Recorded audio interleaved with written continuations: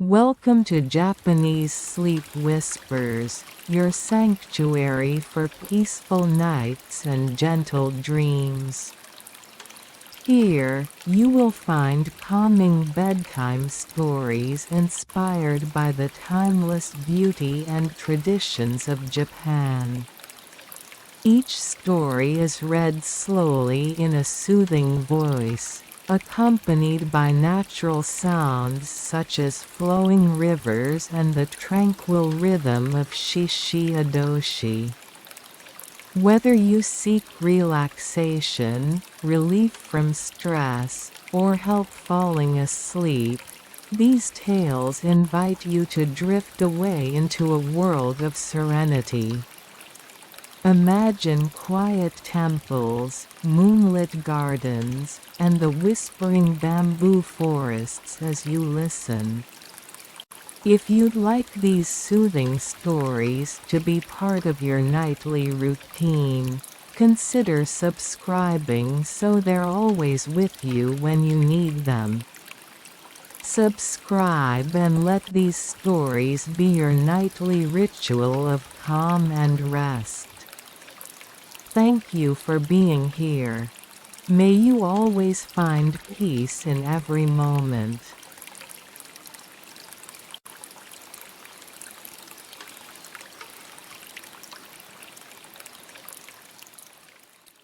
Tea fields wrapped in morning mist. Prologue: the whispering mist.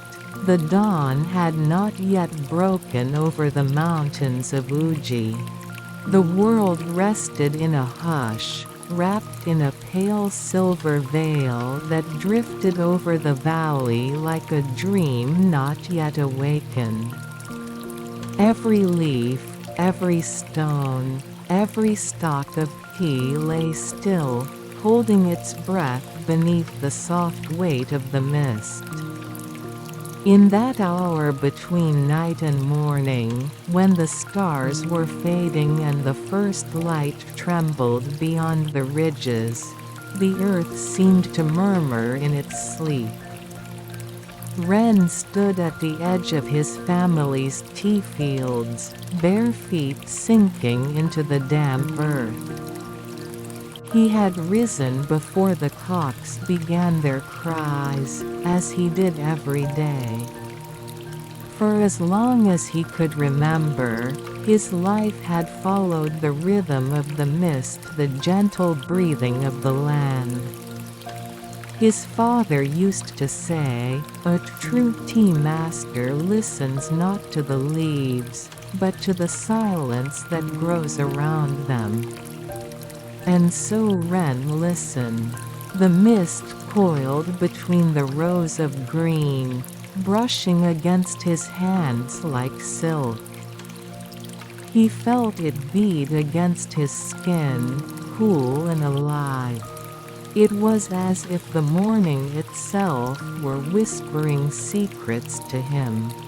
Secrets carried from the river, from the hills, from the unseen spirits that wandered where men rarely tread. He could not remember when he had first begun to sense it, that faint, delicate pulse beneath the stillness, but it had always comforted him. Far away, the wooden roof of his home appeared only as a faint outline, swallowed by the fog. The scent of wet soil mingled with the sweetness of camellia blossoms that bordered the path. Each petal, heavy with dew, glimmered faintly in the dim light. Ren stooped, brushing one gently with his finger. It trembled, as if shy of his touch. He straightened slowly, listening again. The mist made no sound, and yet it was full of whispers, breaths of water, soft sighs of bamboo, the rustle of unseen wings. It was not loneliness he felt, but a kind of company that was beyond words. Here, he was never truly alone. Years ago, when his father still lived, Ren had learned the art of tending tea from him. How to read the soil by scent, how to harvest by the rhythm of one's heartbeat, how to pour without sound.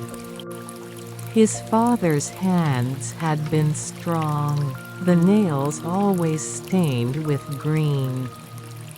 But it was his voice Ren remembered most, low, calm, and patient, like the flowing of a stream. Now, that voice belonged only to memory, yet sometimes, in the folds of the mist, Ren thought he heard it again. He walked between the rows, fingertips grazing the young leaves. Each plant was alive with dew, trembling like tiny lanterns in the pale light. The mist curled around his ankles and drifted upward, brushing against his sleeves, his neck, his hair.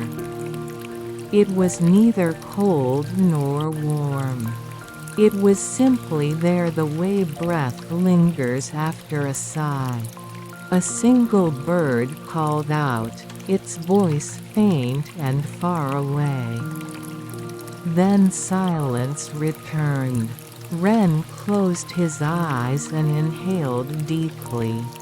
The air smelled of tea and rain, of wood smoke from distant homes, of life just beginning to stir. When he exhaled, the mist seemed to move with him, flowing outward in rhythm with his breath. He smiled softly. This was his morning ritual, his prayer to the unseen. Sometimes, when the fog thickened and the world turned white, he imagined the mist as a living thing, not merely air and water, but a being that saw and felt. A spirit, perhaps. After all, the old stories spoke of such presences: the mountain's breath, the river's song, the whisper of lost souls who lingered out of kindness. Ren had never laughed at such tales. He had felt them too deeply to doubt. He began to hum an old melody, one his mother had sung when he was small. The tune drifted softly between the rows, low and slow, carrying with it the warmth of memory. Each note seemed to blend with the mist itself, vanishing into it like a pebble sinking into water. And as he hummed, he thought, or perhaps imagined, that something hummed back. It was faint at first, like the echo of wind through bamboo. Then it deepened, soft as a sigh, moving closer. He opened his eyes, but there was only mist shifting, breathing, shimmering in the growing light. Still, the sound lingered, curling around him like a voice not made for words. Ren stilled his breath. For a moment, time itself seemed to pause. The air trembled, the tea leaves quivered. And then he saw it. A shape, not quite human, not quite formless, gliding between the rows of tea. Pale and fluid, as if woven from light and water. A woman's outline, slender and still, hair flowing like the mist itself. Her face was hidden, but her presence was unmistakable, calm, ancient, and kind. Ren did not move. He feared that a single step would shatter the moment. Yet the figure turned toward him, and though he could not see her eyes, he felt their gaze clear, tranquil, knowing. The air around him grew luminous. Then, as swiftly as she had appeared, she faded, dissolving into the fog like a breath into morning air. He stood there long after she vanished, the mist swirling around him once more. Had he dreamed it? He did not know. Only that his heart beat differently now, slower, deeper, as if something had awakened inside him. The first light of dawn spilled over the mountain ridge, painting the mist in hues of gold and pearl. The valley began to stir, a dog barking somewhere, the faint sound of a cartwheel on gravel, the creak of a shutter. Ren blinked, the spell of the moment dissolving into day. He turned toward home, but as he walked, he glanced once more toward the rows of tea. The mist was thinning now, rising like smoke. And just before it vanished completely, he thought he heard it, that same soft voice, a whisper carried on the wind. Until the mist returns. Ren stopped, his breath catching in his throat. He bowed slightly to the empty air, not out of fear, nor confusion, but out of quiet respect. Then he smiled. The morning had begun. In the valley of tea and silence, beneath the whispering mist, two souls had noticed each other for the first time. And though neither could yet speak, the world itself seemed to hold its breath, listening. Chapter 1: The Fields Beneath the Dawn. The mist had begun to waver as the first light stretched its fingers over the ridges of the distant mountains. What had been a dense, silver veil in the night now thinned to delicate threads of vapor, drifting between the tea plants like gentle streams of water. Ren moved slowly along the familiar rows, each step soft upon the damp earth. The dew clung to the leaves, trembling under his touch, catching the nascent sun and turning the fields into a sea of tiny stars. He inhaled deeply, savoring the scent of wet soil and green tea, so sharp and sweet that it seemed almost tangible. The rhythm of his morning walk had become a meditation, a quiet conversation with the land he tended. He paused at a particularly lush row, fingertips brushing the young shoots. They quivered, as if greeting him, or perhaps warning him not to hurry. Above, the sky lightened from indigo to a pale, milky gold. A soft wind whispered through the leaves, carrying with it the faint scent of camellia blossoms from the hedges lining the path. Ren closed his eyes for a moment, allowing the mist and the breeze to wrap around him like a soft shawl.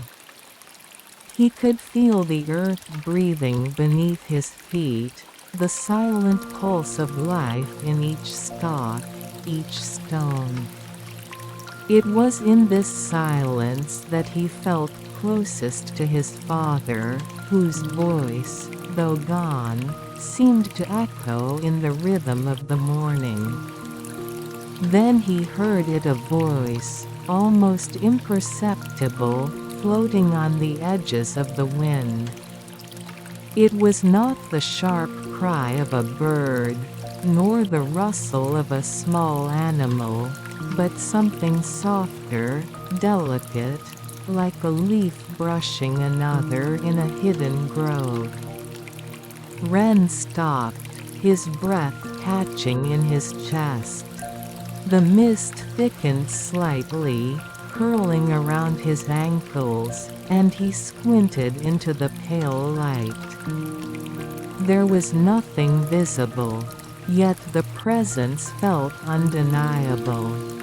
Ren, the voice came again, clearer this time, yet still ethereal. He gasped softly, heart beating faster, for the sound was at once familiar and utterly otherworldly. He knelt, touching the earth beneath him, and whispered to the wind, "Who's there?" No answer came in words, only the gentle rustle of leaves. And yet, the mist seemed to shift, folding itself in ways that suggested a form, a figure, as though the air itself had learned to speak. Ren held his breath, afraid to break the spell. A shadow moved through the thinning fog, pale and fluid, rising like a veil from the earth. It was her Sayaka, the spirit he had glimpsed yesterday, now present with a soft grace that made the air itself feel heavier with expectation.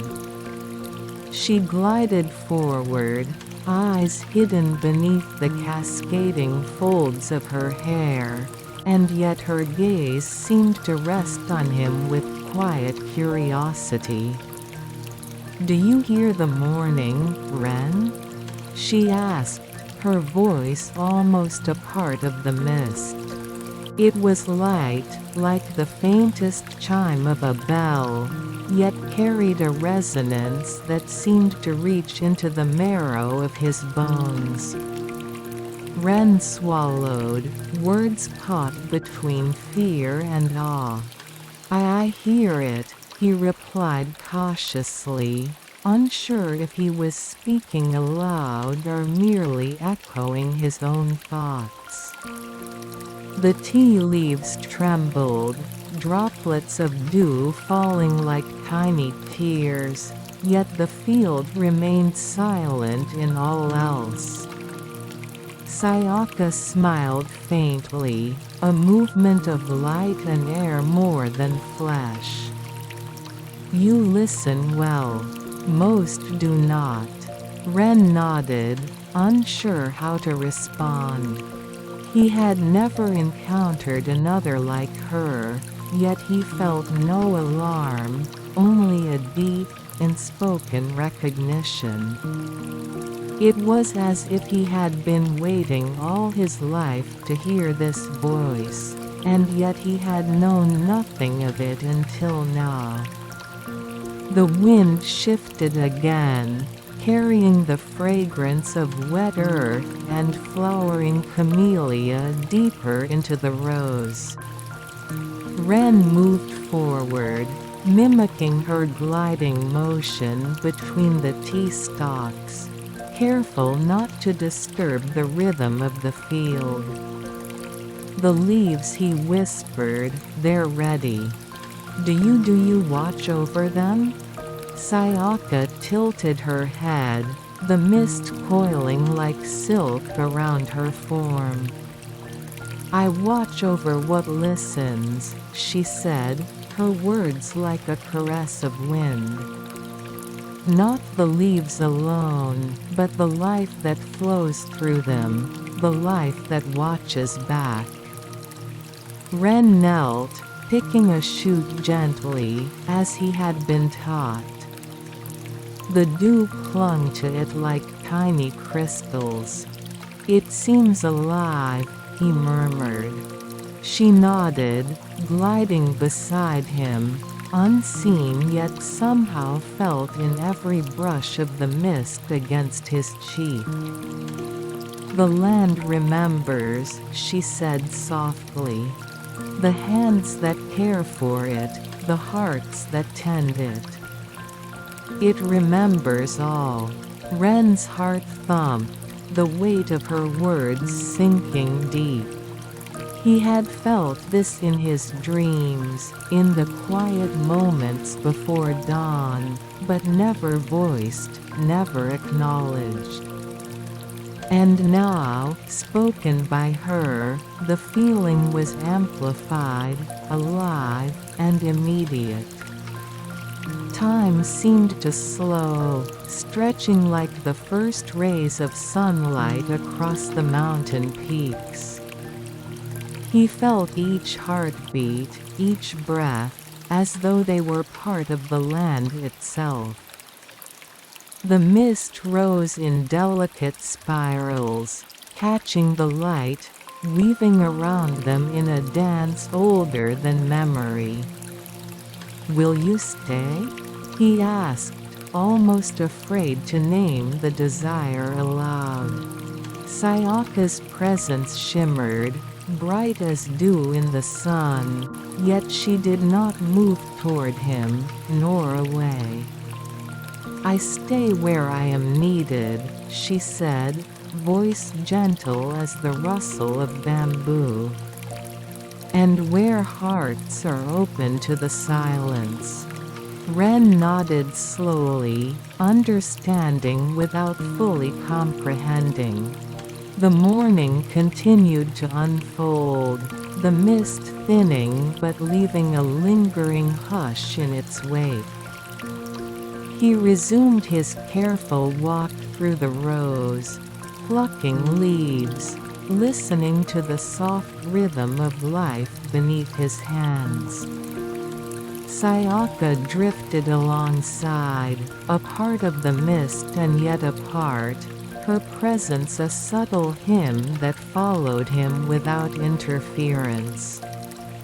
Hours passed like this, measured not by the sun but by the slow cadence of their shared attention.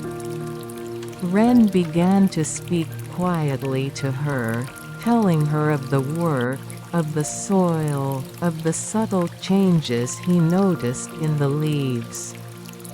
She replied in tones that were barely more than the sighing of the wind, yet conveyed understanding, approval, and a quiet amusement at his careful pride. By the time the sun rose fully above the mountains, painting the valley in soft gold, the mist had almost completely vanished. Ren paused, glancing around the field. Sayaka was still there, just beyond the last row, almost indistinguishable from the glimmering morning air. He bowed slightly, a gesture of thanks, respect, and acknowledgement. And though she did not return the bow in any human way, the warmth in the field, the quiet pulse of life, answered in her place. Ren straightened and breathed deeply.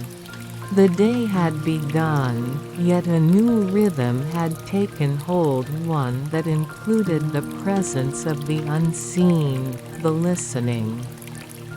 The ethereal companion who had chosen to watch over the fields beneath the dawn.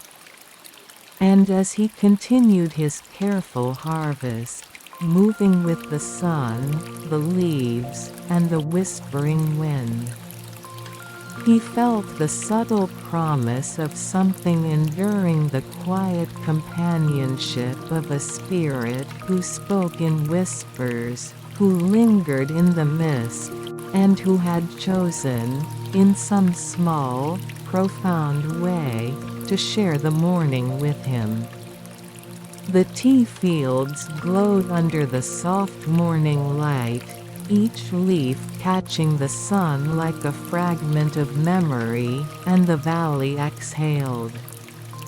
Ren smiled, for he understood now that the day was not merely the beginning of another harvest, but the continuation of a conversation that had started long before words were spoken, a dialogue between earth, mist, and heart.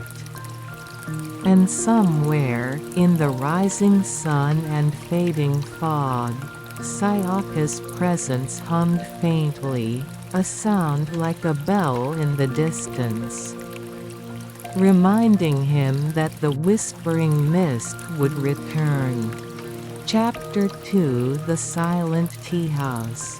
The day had unfolded fully, and the sun now rested high above the mountains, spilling warmth over the valley and turning the dew on the tea leaves into tiny, glittering gems.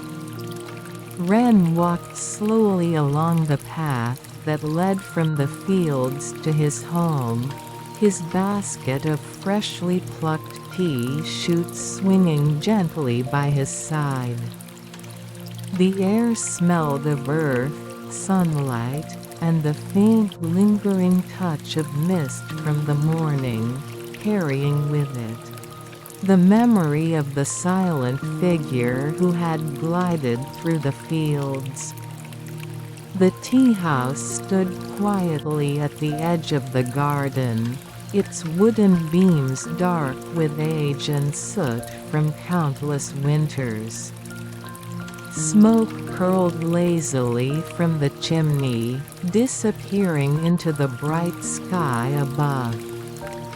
A single sliding door, slightly open, invited the warm air of the day to mingle with the cool shadows of the interior.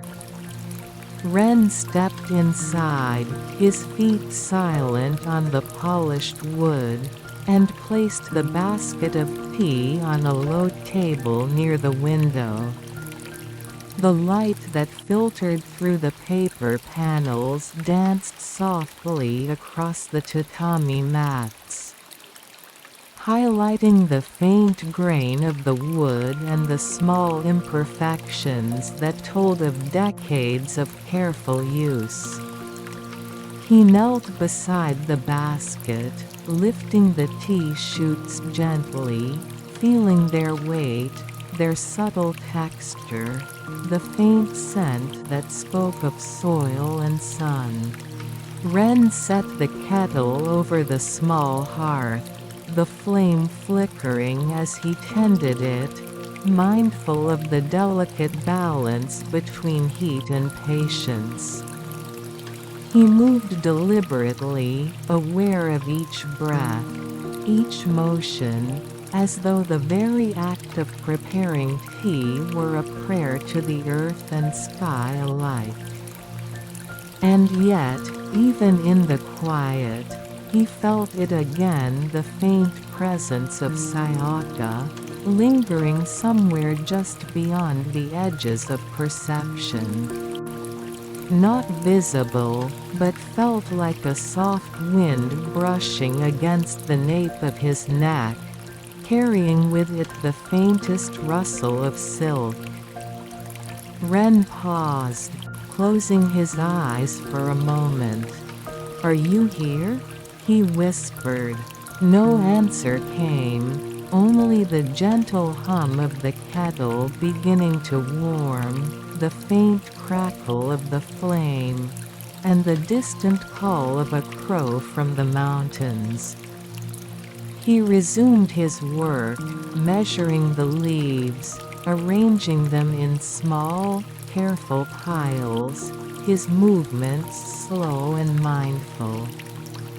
The air smelled faintly of camellia and wet soil, and the light through the shoji panels seemed to pulse with a gentle rhythm, as if the room itself were breathing.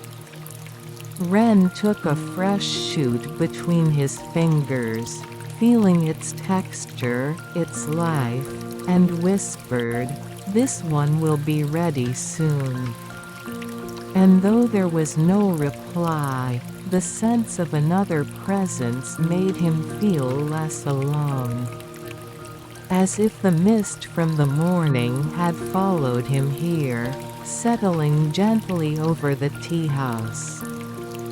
The water reached a low boil, sending tiny bubbles racing to the surface. Ren lifted the kettle, pouring the water slowly into the waiting teapot, careful not to disturb the delicate leaves beneath. The faint hiss of water meeting leaves filled the room, a quiet music that seemed to carry with it the memory of morning mist, of fields and dew. He inhaled the scent, a mixture of steam, leaves, and the faintest whisper of the unseen. It was a smell that reminded him of beginnings of mornings yet to come, of seasons yet to unfold. And then, faintly, almost imperceptibly, he heard her voice again. "Do you like it?" Ren froze, his hand hovering above the teapot. The voice was soft, a part of the room itself, rising from the air like the fragrance of tea. He turned slowly, scanning the shadows, yet saw nothing. "Sayaka?" he whispered, almost afraid to give the sound weight. "Here," she said, and he realized the voice was everywhere at once, in the steam, in the light, in the quiet pulse of the room.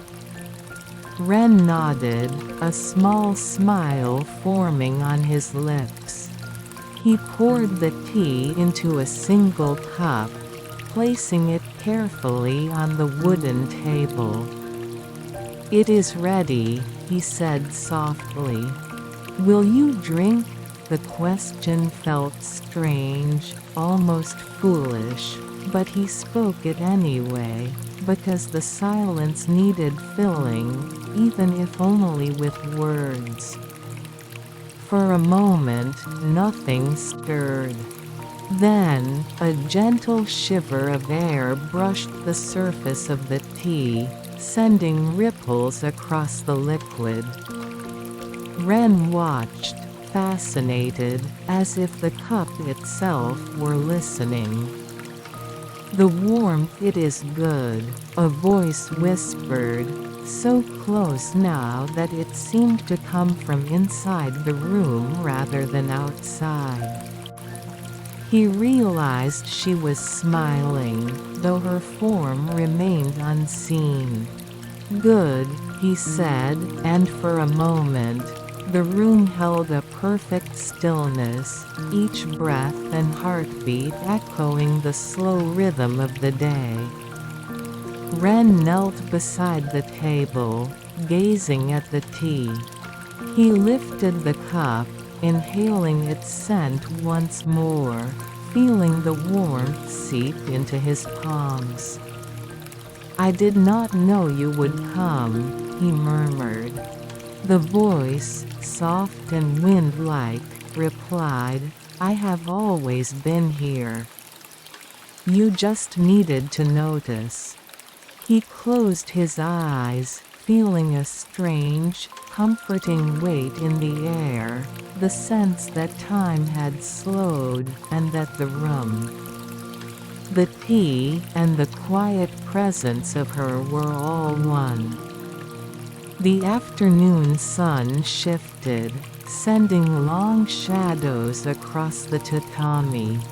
Ren continued his work, arranging tea, cleaning the tools, and moving with a deliberate, mindful rhythm.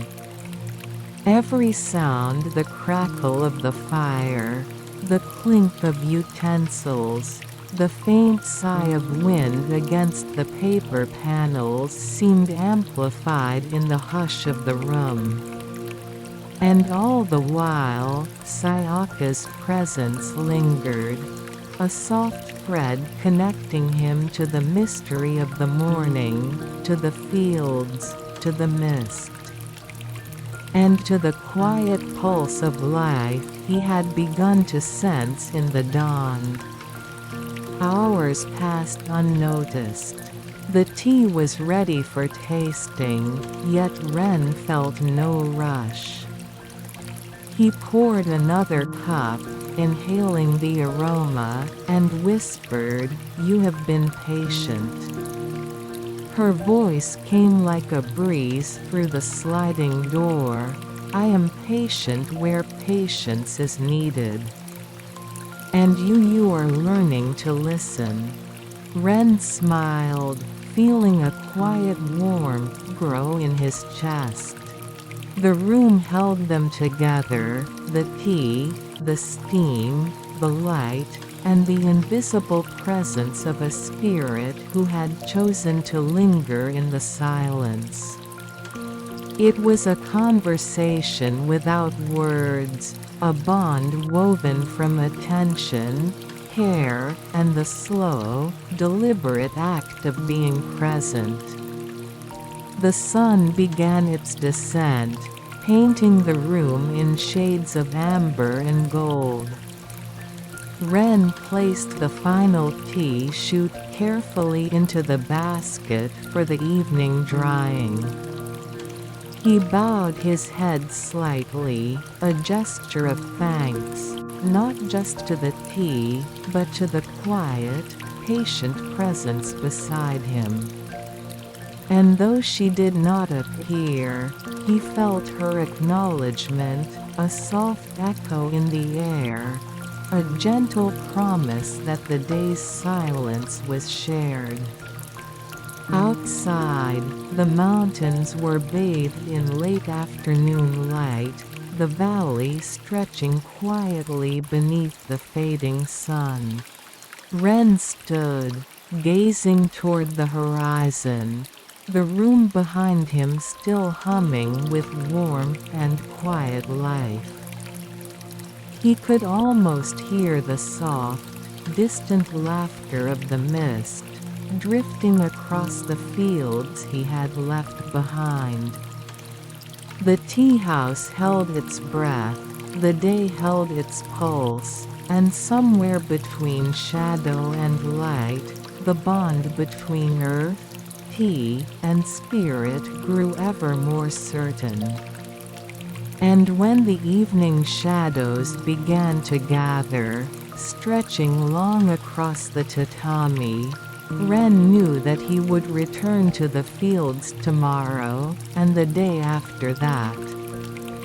And the day after, carrying with him the presence of the unseen, the whispering of the mist, and the patient, gentle guidance of a spirit named Sayaka. Chapter 3: The Spirit of Camellia. The dawn was slow to arrive that day. The mist lingered longer than usual, winding between the rows of tea, pooling in the low hollows like silver water. Ren walked through the fields with deliberate steps, each one sinking slightly into the damp earth, each breath filled with the faint, sharp scent of green tea. The sun had not yet pierced the heavy air, leaving the world suspended between night and day, where the ordinary and the extraordinary could brush against each other without friction. He paused near the camellia hedge at the edge of the field. The flowers, pale and delicate, opened lazily to the dim light, petals slick with dew. Ren knelt to inspect them, brushing a finger along a petal. A small drop of water slid down like a teardrop, and he felt the weight of the morning, the stillness, the quiet life around him.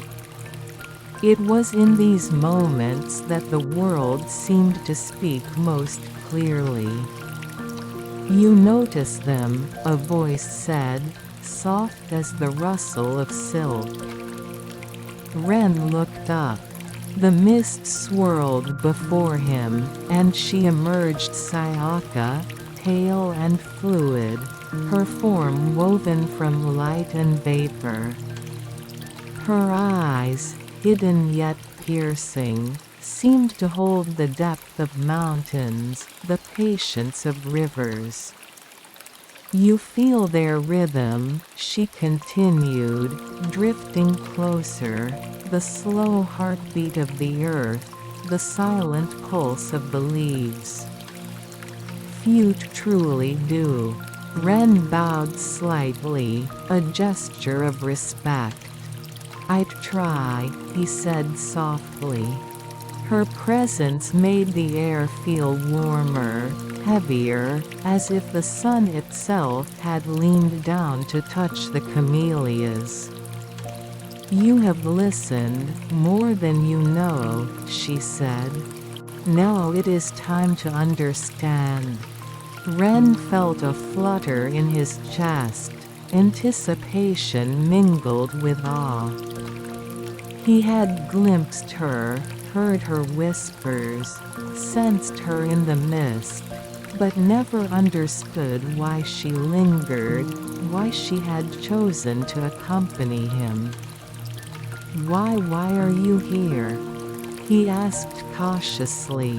The mist thickened, wrapping around them both, yet it was gentle, a shroud that did not hide but revealed. "I am the spirit of Camellia," she said, her voice barely above the hum of the morning. "Of this valley, of the fields you tend, of the silence that exists between one day and the next.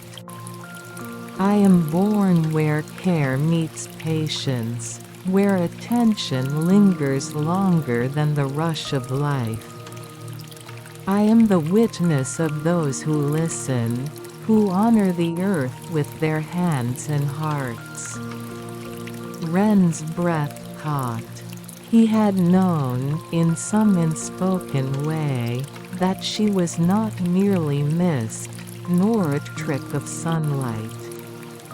Yet hearing it articulated, given shape and name, made the world tremble slightly in his perception. I did not know," he whispered. "You did not need to," she said. "The world does not ask for knowledge, only for presence.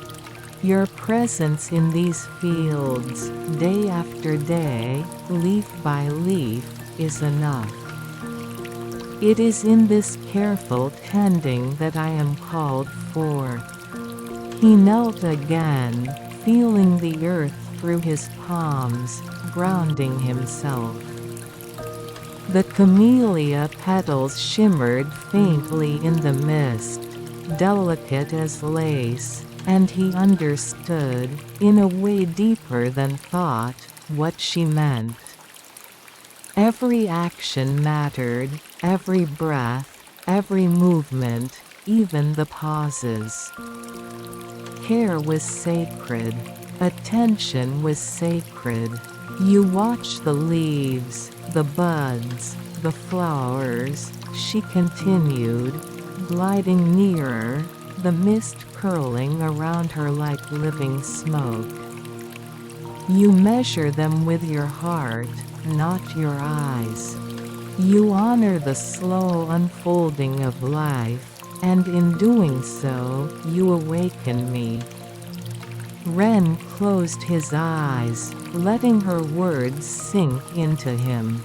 It was a kind of revelation that needed no proof, only feeling. He imagined the camellia blossoms, the tea leaves, the earth itself, all breathing together with the same rhythm. The same quiet pulse that connected him to this valley, to this morning, to her. The world felt wider and closer all at once. "Does it matter, then," he asked softly, "that I do not see the world as others do? That I hear and feel in ways they might call strange?" Sayaka tilted her head, her form rippling like water in sunlight. "All who listen deeply appear strange to those who do not. Yet it is not a question of seeing or hearing as others do. It is a question of honoring the life that surrounds you. And you do so." Her words lingered in the mist like a melody, faint yet resonant. Ren opened his eyes, noticing how the sunlight was now filtering through the fog in golden threads, illuminating each droplet, each leaf, each petal. He realized that she had moved no closer, yet her presence filled the field, shaping the light, bending the air, weaving herself into the fabric of morning. I will continue," he said, almost to himself. "Every day I will tend the fields as you have shown me." A faint wind stirred the camellias, lifting petals into the air like snow. "I will be here," she said softly, "wherever the care is true, wherever patience lives. And you will know me, not by seeing alone, but by feeling, by listening." Ren bowed once more, this time deeper, as if anchoring himself to the rhythm of the valley. He could feel a shift in the air, subtle, almost imperceptible, yet undeniable. The mist began to thin, leaving only a pale veil over the camellias and the tea leaves. But the sense of her presence remained, steady and calm. He walked along the rows, plucking leaves with renewed attention, each motion deliberate, reverent. It was not merely work, it was an offering, a silent dialogue with the spirit who had chosen to reveal herself to him. The fields were alive in ways he had only begun to perceive, and he moved through them like a participant in an unspoken ritual. The day passed slowly, each hour marked by the gentle warmth of sunlight, the occasional caw of a distant crow, and the faint rustle of leaves in the wind. Ren noticed things he had never truly seen before: the subtle sway of each tea stalk, the quiet droop of a leaf heavy with dew, the way the light touched each camellia in a different shade. And all of it was connected, woven together by the soft, steady hum of life, and by Sayaka, whose presence was no longer mysterious but a natural part of this quiet world.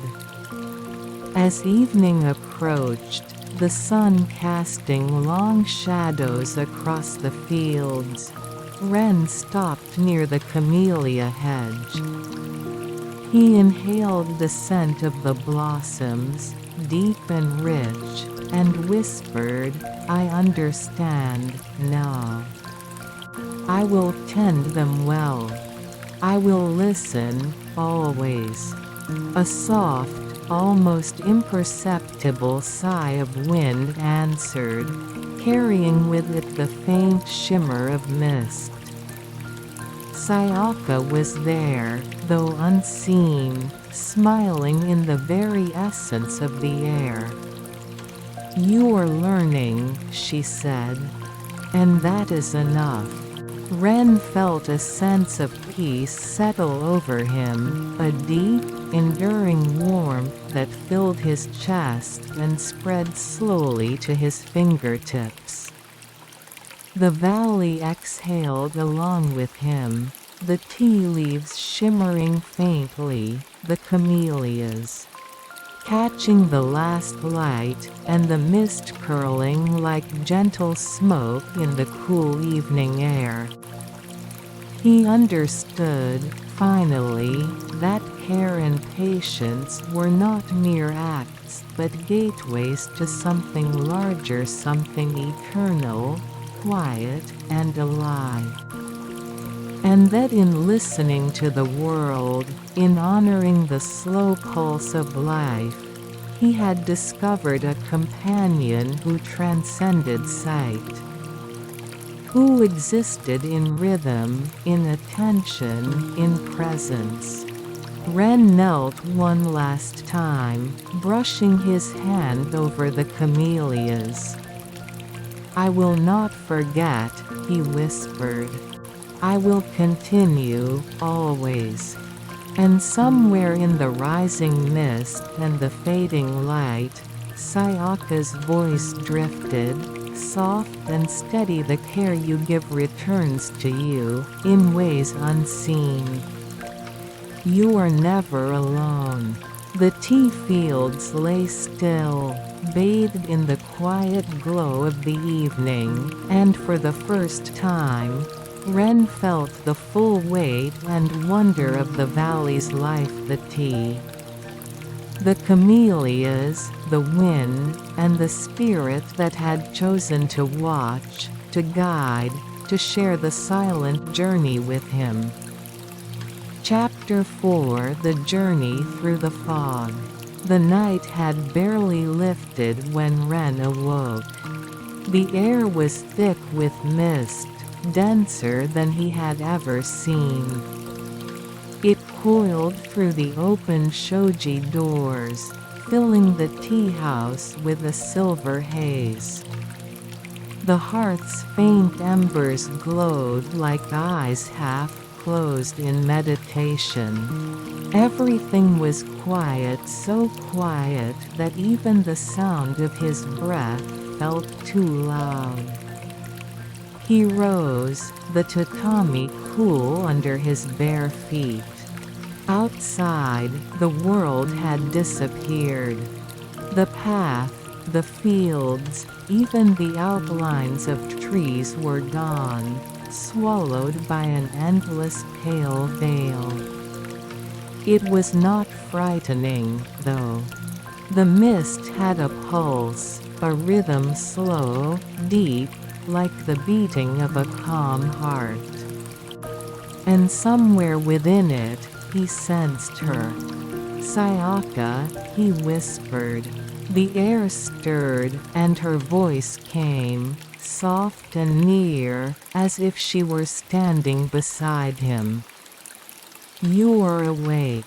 "I could not sleep," he replied. "The mist feels different today."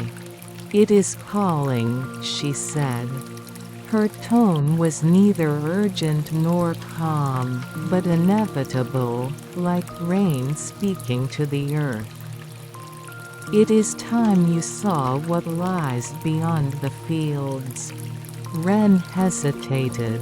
The world he knew was bound by soil, roots, and seasons. He had never wandered far from the valley. But something within him, quiet and unexplainable, knew this was not a command to fear, but an invitation. He stepped out of the tea house. The air was cool and wet, each droplet clinging to his skin. The path beneath his feet felt soft, uncertain. He could not see more than a few steps ahead, yet he walked, trusting the faint glimmer of Sayaka's presence that seemed to guide him. The sound of the world had changed. There were no birds, no wind, no rustling leaves. Only the whisper of mist moving against itself. Each breath he took echoed faintly, as though the fog itself inhaled and exhaled with him. "Where are you leading me?" he asked. "To the heart of what you tend," came her reply. "The source that breathes through every leaf, every drop, every silence you have ever known." They walked for what felt like hours or perhaps only moments. Time had dissolved, stretched, melted into the fog. The slope of the ground changed beneath his feet, tilting upward, and he realized he was climbing toward the mountain ridge that bordered the valley. As he ascended, the fog thickened. Shapes began to form within it, faint outlines of trees, stones, the suggestion of a path long forgotten. And among them, sometimes, the shadow of Sayaka herself. Her form would waver in and out, as though the mist were breathing her into existence and then drawing her away again. "Do you remember this place?" she asked. Ren frowned softly. "I don't think I've ever been here." "You have," she said. "Not with your feet, but with your heart." They came to a clearing. The ground here was covered with moss so soft it seemed to hum under his touch. A stream wound quietly through it, its surface reflecting nothing, only mist. Ren knelt beside it, dipping his hand into the cool water. It was still, yet it pulsed faintly, as if alive. "What is this?" Sayaka appeared across the stream, her form clear for the first time. She was made entirely of the mist, luminous, translucent, and yet utterly present. Her kimono flowed like water, its sleeves merging with the fog. Her eyes, pale and deep as the morning sky, met his with quiet calm. "This is the breath of the valley," she said. "Every drop of rain that falls upon your fields begins here.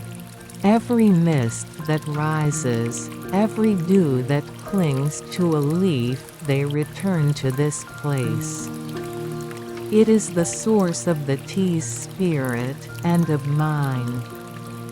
Ren bowed his head, overcome by a sense of reverence. The air seemed to hum softly, filled with unseen voices, whispers of water, wind, and soil mingling together. It was a living silence, vast and compassionate. Sayaka moved closer, her steps leaving no mark. "Do you understand now why I came to you?" she asked. "I think so," Ren said slowly. "You were always part of the valley, part of the tea. But you needed someone to listen. Someone to see." Her smile was faint but luminous. "You listened without seeking. You cared without asking. That is enough to awaken what sleeps in the mist." For a long moment, neither spoke. The mist thickened once more, yet Ren could see her clearly, as though light itself had bent around her. He realized she was not a ghost, not a dream, but something far more ordinary and sacred, the embodiment of attention itself, the living form of quiet care. "I am not bound to one place," she said softly. "I flow where the balance is tended, where hearts listen, where hands work with patience." Ren's eyes softened. "Then you will not stay?" Sayaka's gaze fell to the stream. "The spirit of mist is never still. But I will linger as long as your care endures. When you pluck the leaves with patience, when you boil the water with calm, when you share the silence with the world, I will be there." The words settled into him like seeds. He understood that her promise was not one of possession but of presence, quiet, constant, cyclical, like the turning of seasons. He rose slowly, and the world seemed to shift again. The fog grew brighter, suffused with gold, as if dawn had finally found its way through. Sayaka's form began to fade into the glow. "Wait," Ren said softly. "Will I see you again?" Her voice was gentle, yet distant now, carried on the wind. "You will not need to. When you tend the tea with heart, you will already be with me." Her form dissolved into the mist, scattering into light. Ren stood alone in the clearing, the stream murmuring beside him. The fog began to lift, and through it he saw the first blush of morning over the mountains.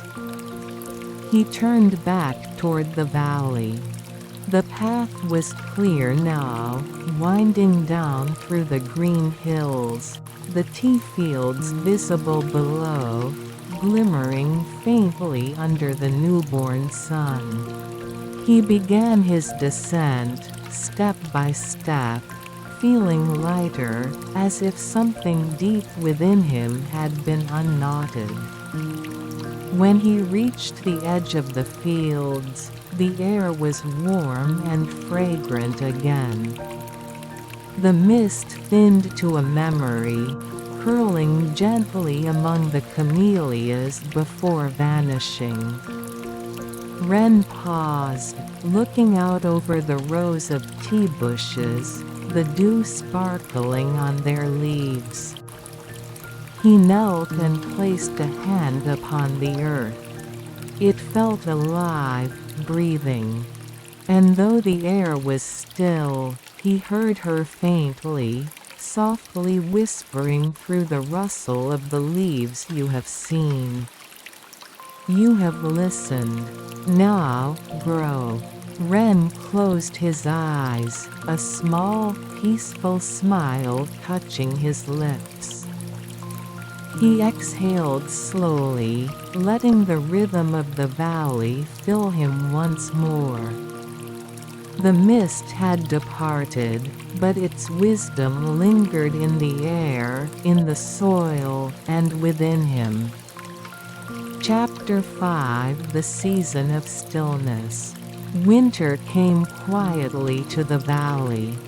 There was no sudden storm, no violent wind, only a gradual cooling, a soft hush settling over the fields. The green of the tea bushes deepened, their leaves folding inward, conserving their life. Frost gathered at the edges of the paths like delicate lace, and the air smelled faintly of smoke and pine. Wren moved through the fields each morning, wrapped in a simple coat, his breath turning to mist before him. The world was slower now. The sun rose late, its light thin and gold, filtering through the bare branches of distant trees. The streams ran slower, their surfaces edged with thin ice, and even the birds seemed to speak in whispers. He did not hurry. Each day began with the same rhythm: the lighting of the hearth, the boiling of water, the tending of tools, the long walk through the resting fields. There was less to do, and yet each moment felt full. The stillness was not emptiness. It was a kind of fullness that required nothing, a silence that breathed. Sometimes, he would pause in the middle of the tea rows, listening to the faint creak of frost beneath his feet. He would close his eyes, and in that quiet, he could almost hear the sleeping pulse of the earth, slow, deep, unbroken. He would whisper, "You are still here, aren't you?" And though the air held no reply, he felt her presence faint, but sure, woven into the mist that rose with his breath, into the soft glimmer of frost, into the quiet endurance of the fields. Sayaka had not appeared since that day in the mountains. Yet Ren no longer waited for her in the way he once did. He understood, now, that she had never truly left. She was in the rhythm of his care, in the patience of each gesture, in the listening that had become part of his being. Each evening, he returned to the tea house. He would light the small lantern, its glow amber against the wooden walls. The kettle's song was slower in winter, but it sang all the same, a quiet hum of life continuing, even in the cold. Ren sat before it, pouring a cup of tea, watching the steam rise in curling tendrils. It always reminded him of her, of the way she would emerge from mist, her form soft and radiant, her voice a whisper against silence. He would speak sometimes, though no one answered. Today the frost was heavy, he would say softly. But the leaves still hold color. They're sleeping, not gone. Or, the camellias are almost ready to bloom. You would like them, I think. And in those moments, though he sat alone, he felt accompanied. The silence was alive. The room breathed with him. He had come to realize that listening was not waiting. It was participation, a conversation that required no words. Days turned to weeks. Snow fell once, gently, covering the valley in white. The tea bushes bowed under their weight, their curves softened by the snow's touch. Ren walked among them, careful and slow, brushing the snow from the younger shoots.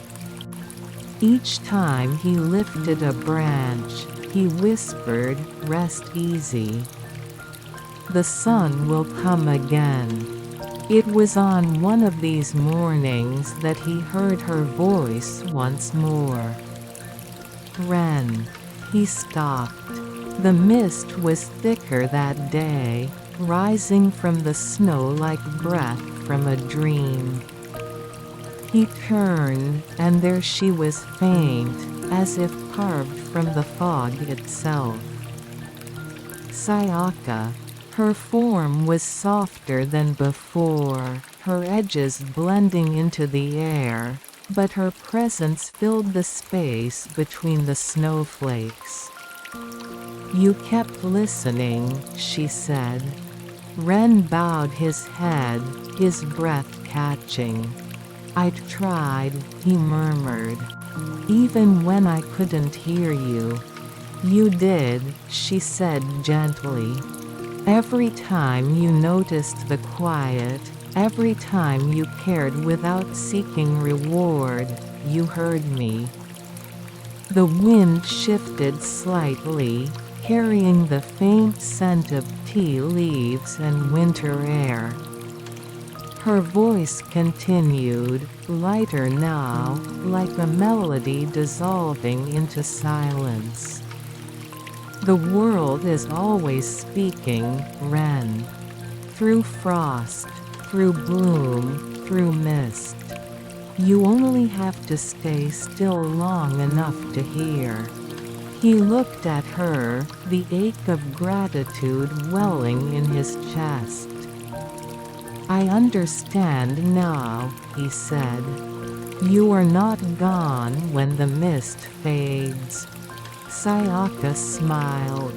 "Nor are you alone when the silence grows.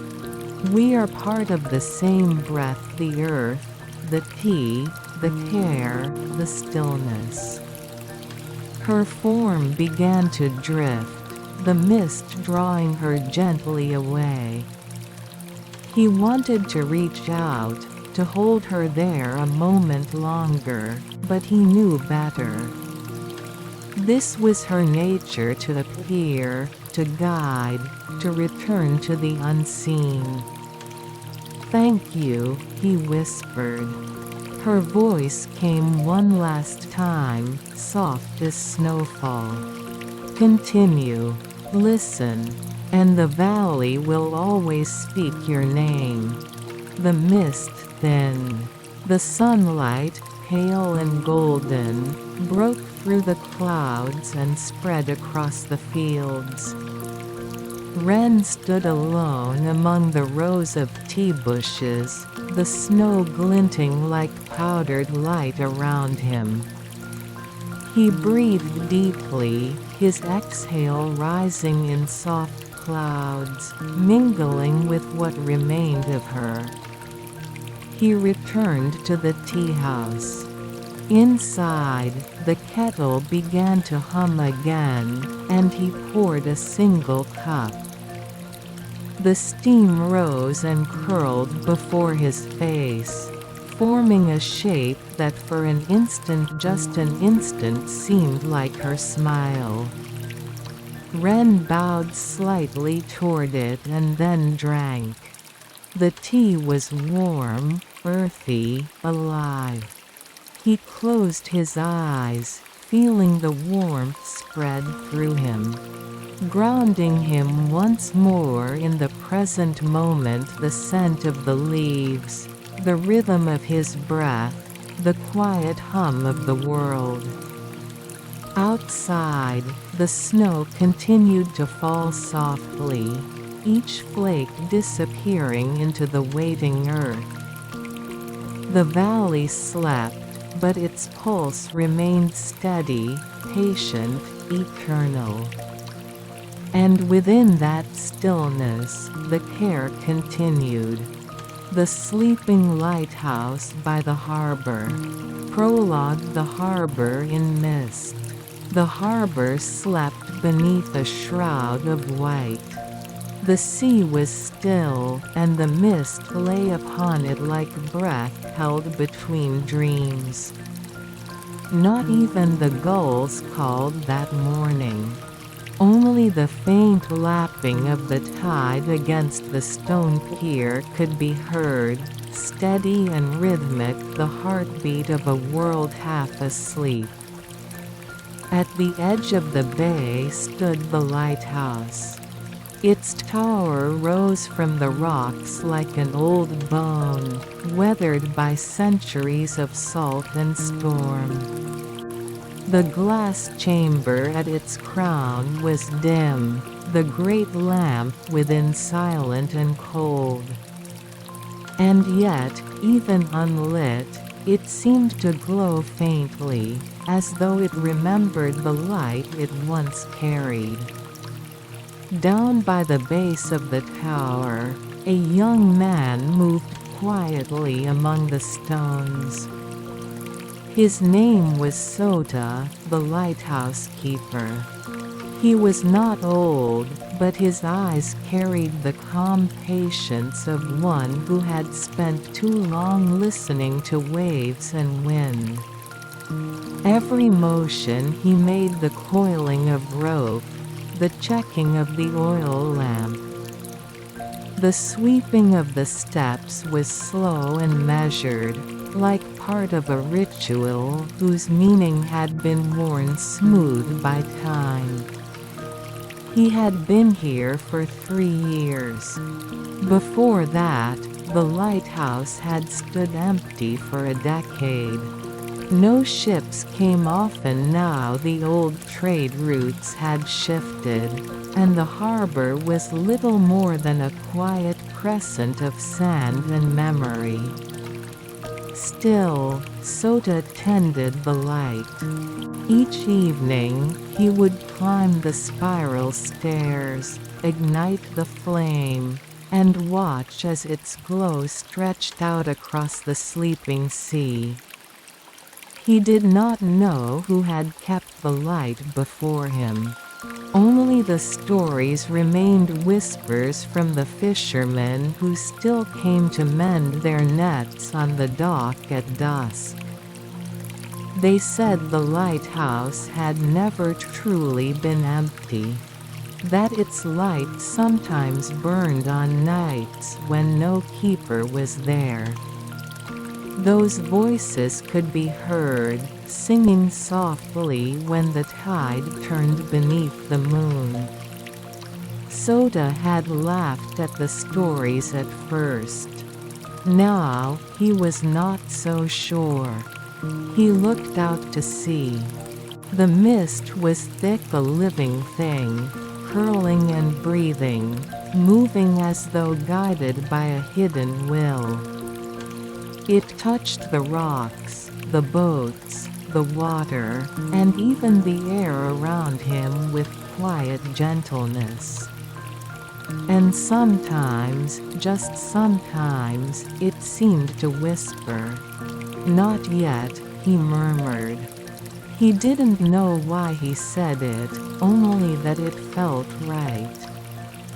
The wind brushed his face, cool and soft.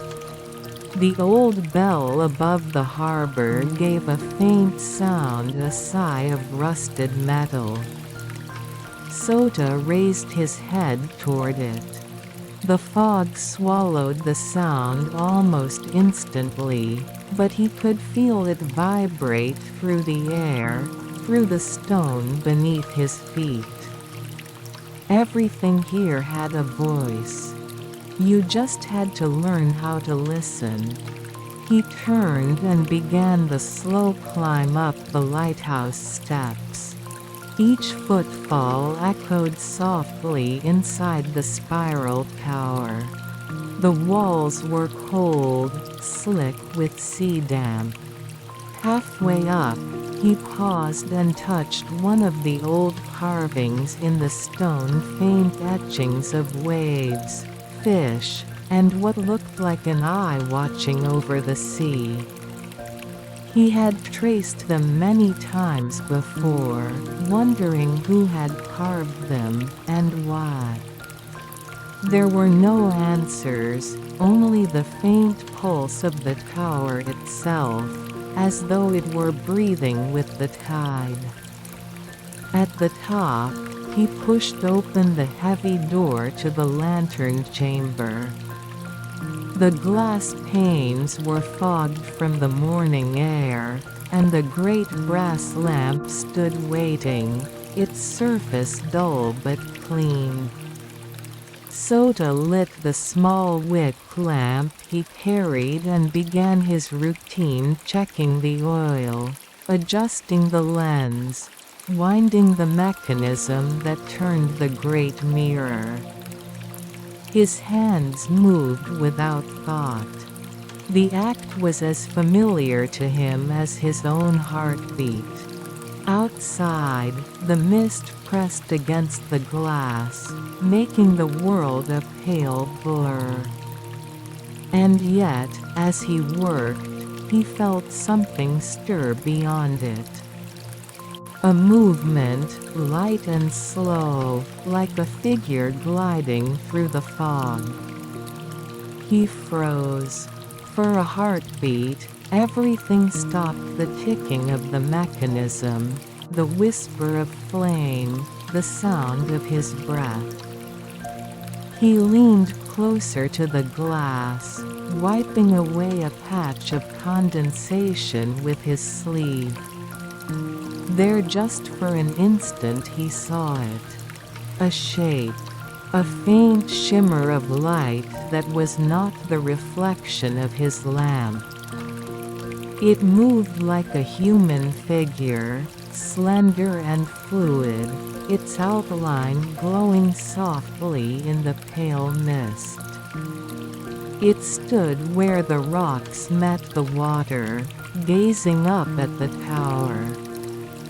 And though the fog swallowed its face, Sota could feel its eyes upon him, calm, patient, knowing. Then the mist thickened again, and the figure was gone. Only the endless white remained, silent and watchful. Sota exhaled slowly. He should have been afraid, perhaps. But fear had no place here. The sea did not harm those who respected it. The lighthouse had its mysteries, and he had long ago learned to accept them. Still, as he descended the stairs again, the memory of that figure lingered in his mind. He could almost hear a voice, faint, like the sound of the tide inside a shell. It said only one thing: keep the light. That night, the fog never lifted. The lamp burned, steady and bright, but its glow could not pierce more than a few paces into the mist. Sota sat at the base of the tower, listening to the rhythm of the waves. He had the sense that the sea was breathing with him, slow and deep, as if sharing the same dream. He thought of the old stories again, of the voices that spoke from the fog, of the light that guided lost sailors even when no keeper tended it. He wondered if perhaps the sea did not need the lamp, but the lamp needed the sea. That its light was not meant to warn or guide, but simply to remember, to keep the memory of those who had passed through these waters alive. Outside, the tide was turning. The sound changed subtly, from reaching to retreating, from calling to answering. Sota listened. Somewhere within that shifting rhythm, he thought he heard a melody, low, wordless, and achingly familiar. He rose and stepped outside. The mist was thick enough to hide the world, but not its voice. The sound came from near the rocks, from the same place where he had seen the figure earlier. He moved toward it, slowly, the damp air clinging to his skin. The stones were slick underfoot. And then, he stopped. The sound faded. In its place came silence, not empty, but vast, like the still surface of the sea before dawn. The kind of silence that holds everything within it. Sota stood there for a long time, his lantern held low, the light reflecting faintly off the mist. He whispered, "If you are there I will listen." The wind answered, carrying with it the faint scent of salt and something sweeter, like plum blossoms carried across the water. And then he understood this was not an intrusion. It was an awakening. The lighthouse, the sea, the mist, they were all breathing together again. And he was part of that breath. When he returned to the tower, he did not light the great lamp again. He left it burning low, steady and gentle, enough to glow but not to blind. He sat beside it and watched as the mist outside shifted in patterns that almost resembled movement, not shapes now, but gestures, as if unseen hands were brushing the air. The night deepened. The tide rose and fell. And somewhere beyond the fog, a voice soft as sleep murmured through the darkness. "The sea remembers every light." Sota smiled faintly. He leaned back against the stone wall, the warmth of the lamp against his face. His eyes grew heavy, and the rhythm of the waves carried him gently toward dreams. Outside, the lighthouse stood silent and alive, its faint light breathing through the mist, not to guide, not to warn, but simply to be. To remember. To rest. To keep watch until morning. Chapter 1: The Keeper of Light. Morning came slowly to the harbor. The mist did not retreat all at once, it drifted upward in pale ribbons, parting gently to reveal the quiet curve of the bay. The tide had drawn back, leaving the wet sand gleaming like silk. And high above the still water, the lighthouse stood like a sentinel caught between sleep and waking. Inside, Sota stirred. He lived in the small room halfway up the tower, a space no larger than a fisherman's hut, with a wooden bed. A kettle, a few shelves lined with scrolls and oil bottles. The air always smelled faintly of salt and smoke. He woke before sunrise, not from habit alone, but because the light itself seemed to ask it of him. He sat up slowly, rubbing his eyes. The faint sound of waves below blended with the creaking of the tower's beams. For a long moment, he simply listened. Listening, for Sota, had become a kind of prayer. After he rose, he poured a small cup of cold tea from the pot he had left by the window. The flavor was faint, the last infusion of old leaves, but it grounded him, a taste of the earth before he faced the sea. Then he stepped to the narrow window. Outside, the harbor was still asleep. A few fishing boats lay at anchor, rocking slightly on the water. Farther off, the line between sea and sky was blurred, as if painted with a brush dipped in fog. The light from the rising sun touched the mist and turned it the color of pale gold. Sota took a deep breath. He had lived most of his life surrounded by people, the chatter of the marketplace, the calls of merchants, the laughter of children.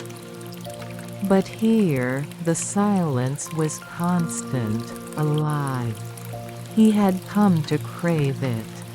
He dressed in his work clothes, simple indigo cotton, sleeves tied with a string, and began his morning tasks. He swept the floor, trimmed the wick of the lamp, polished the brass fittings, and checked the oil stores. The rhythm of these actions soothed him. Each motion had a purpose, each sound a place. When he finished, he climbed the last flight of stairs to the lantern chamber. The light was out now, the flame long extinguished after burning through the night. The glass panes caught the faint shimmer of dawn, scattering it into the mist beyond. He ran his fingers along the cool metal of the lamp's frame. It was more than an object to him, it was a companion. He whispered, almost unconsciously, "We kept the night together." For a moment, the silence deepened, as if the tower itself were listening. Then came the soft cry of a gull, distant and lonely, and the spell broke. Sota smiled faintly.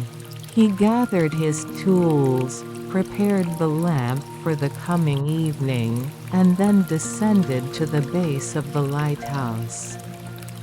There, the small door opened out to the sea. He stepped outside.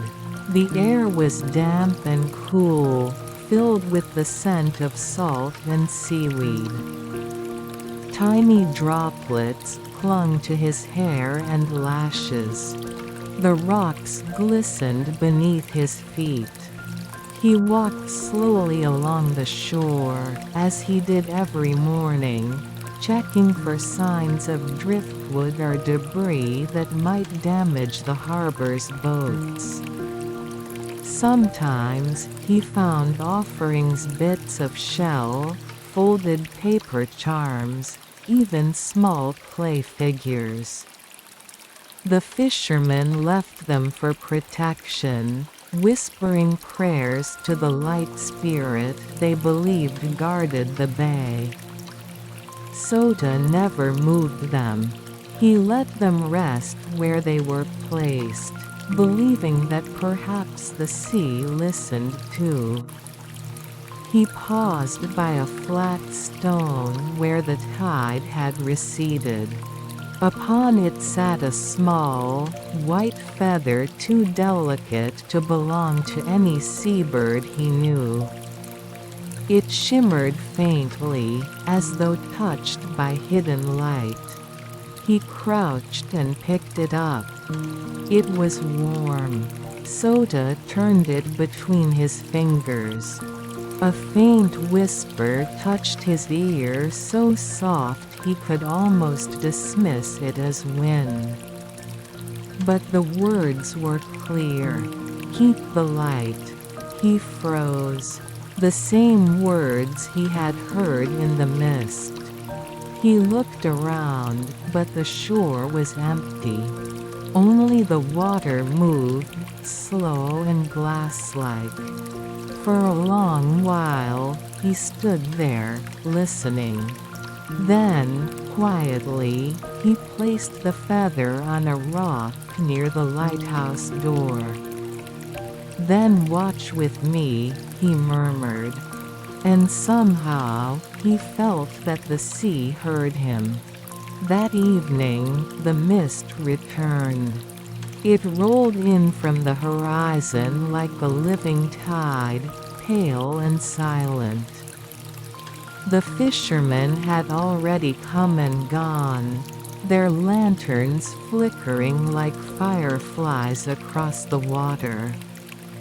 Sota stood at the top of the tower again, lighting the great lamp.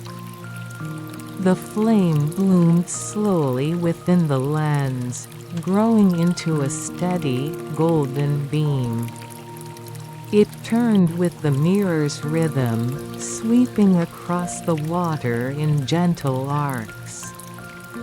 Each time it passed over the fog, the mist seemed to shimmer faintly, as though something within it stirred.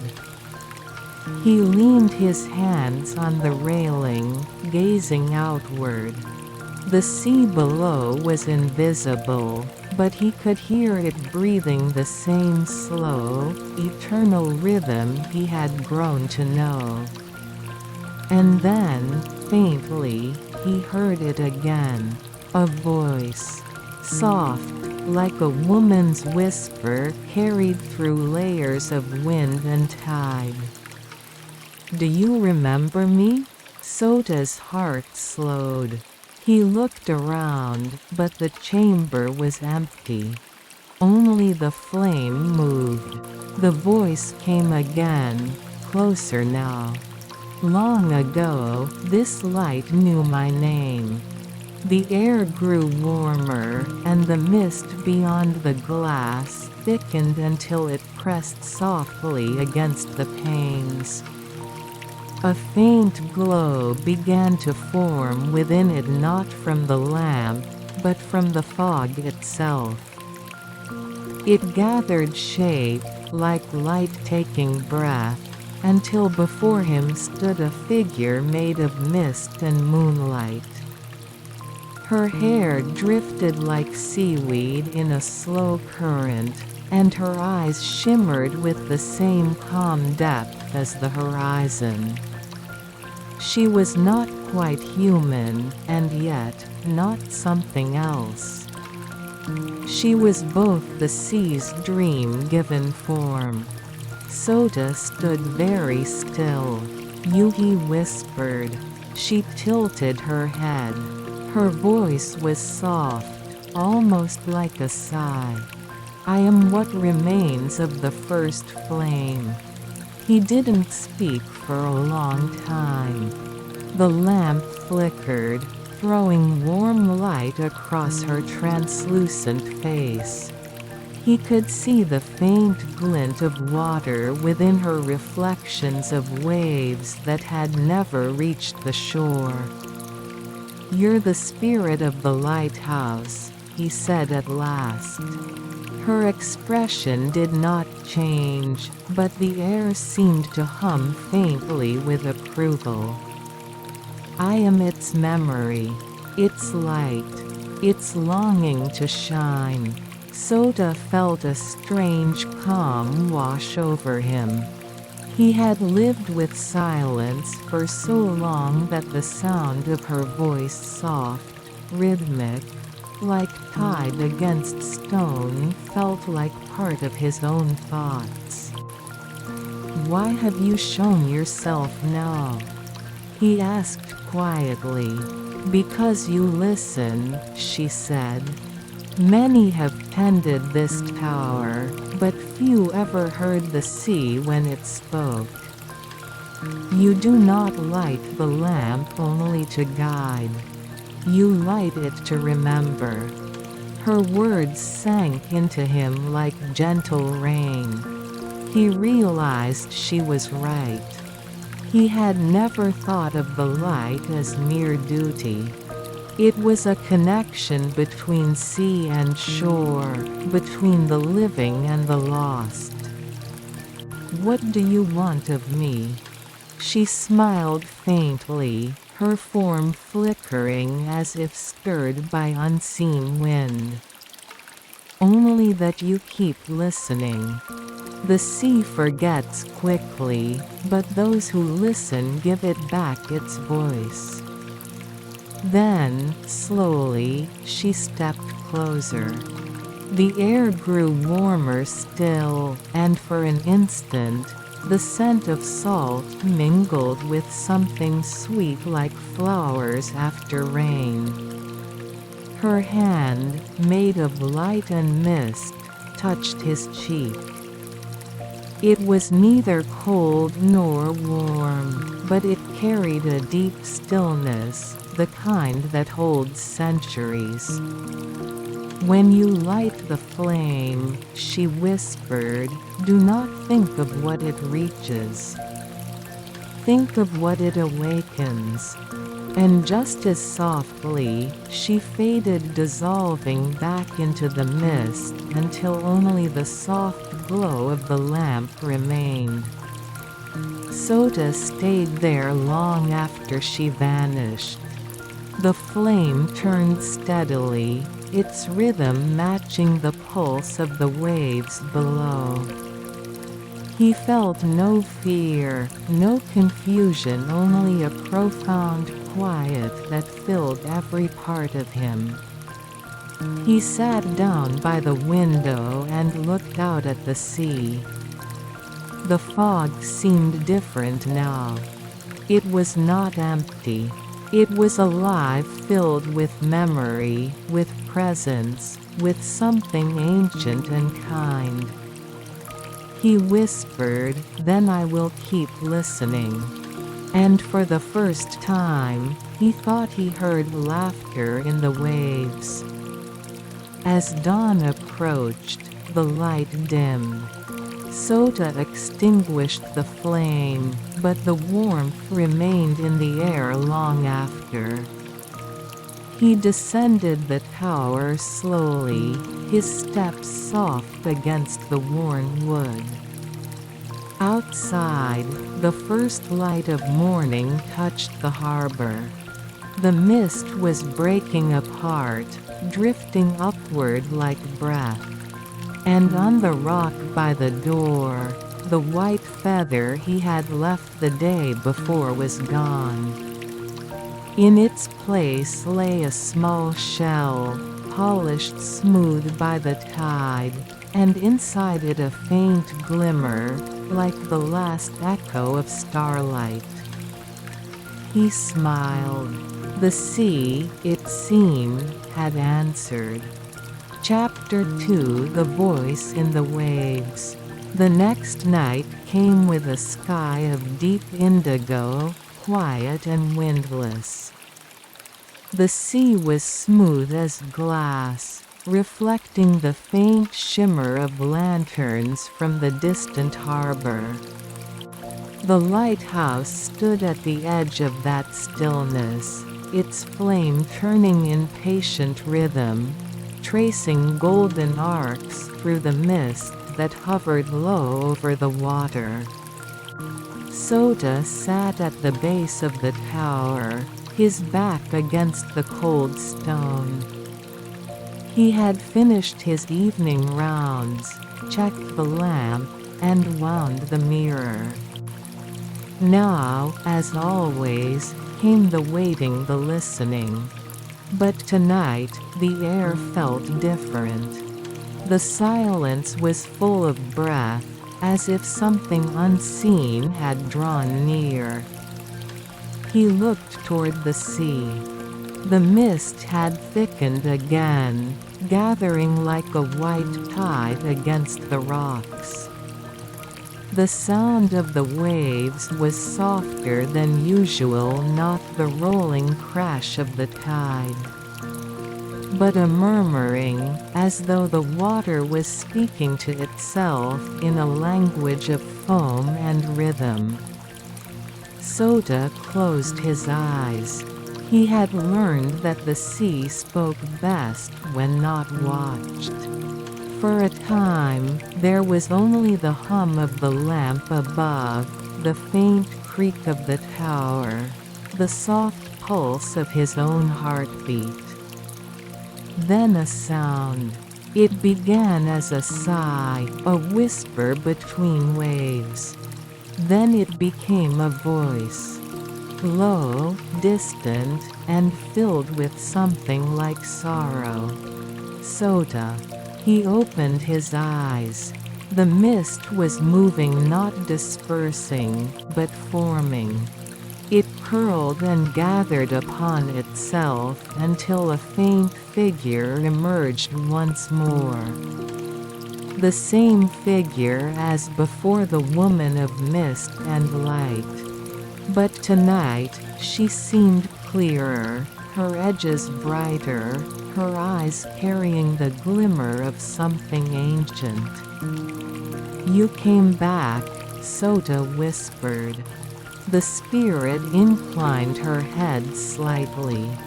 Her hair moved as though underwater, strands of vapor catching the lamplight. "The light called me. It remembers those who listen." Sota rose to his feet slowly, hesitant to disturb the stillness. He had so many questions, yet the words came softly, careful not to shatter the quiet. "What are you?" She smiled faintly, the mist curling with her breath. "I am what the sea remembers when the world forgets. I am the voice carried in every wave, the echo of every ship that once passed this shore." Her voice was gentle, but within it was a rhythm, the same rhythm that pulsed through the sea itself.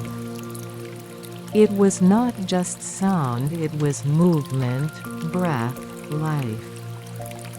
Sota took a step closer. "Do you have a name?" She was silent for a moment, as though searching the tide for an answer.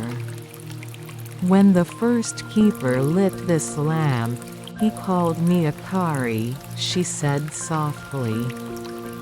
"It means light, but he said it also meant hope.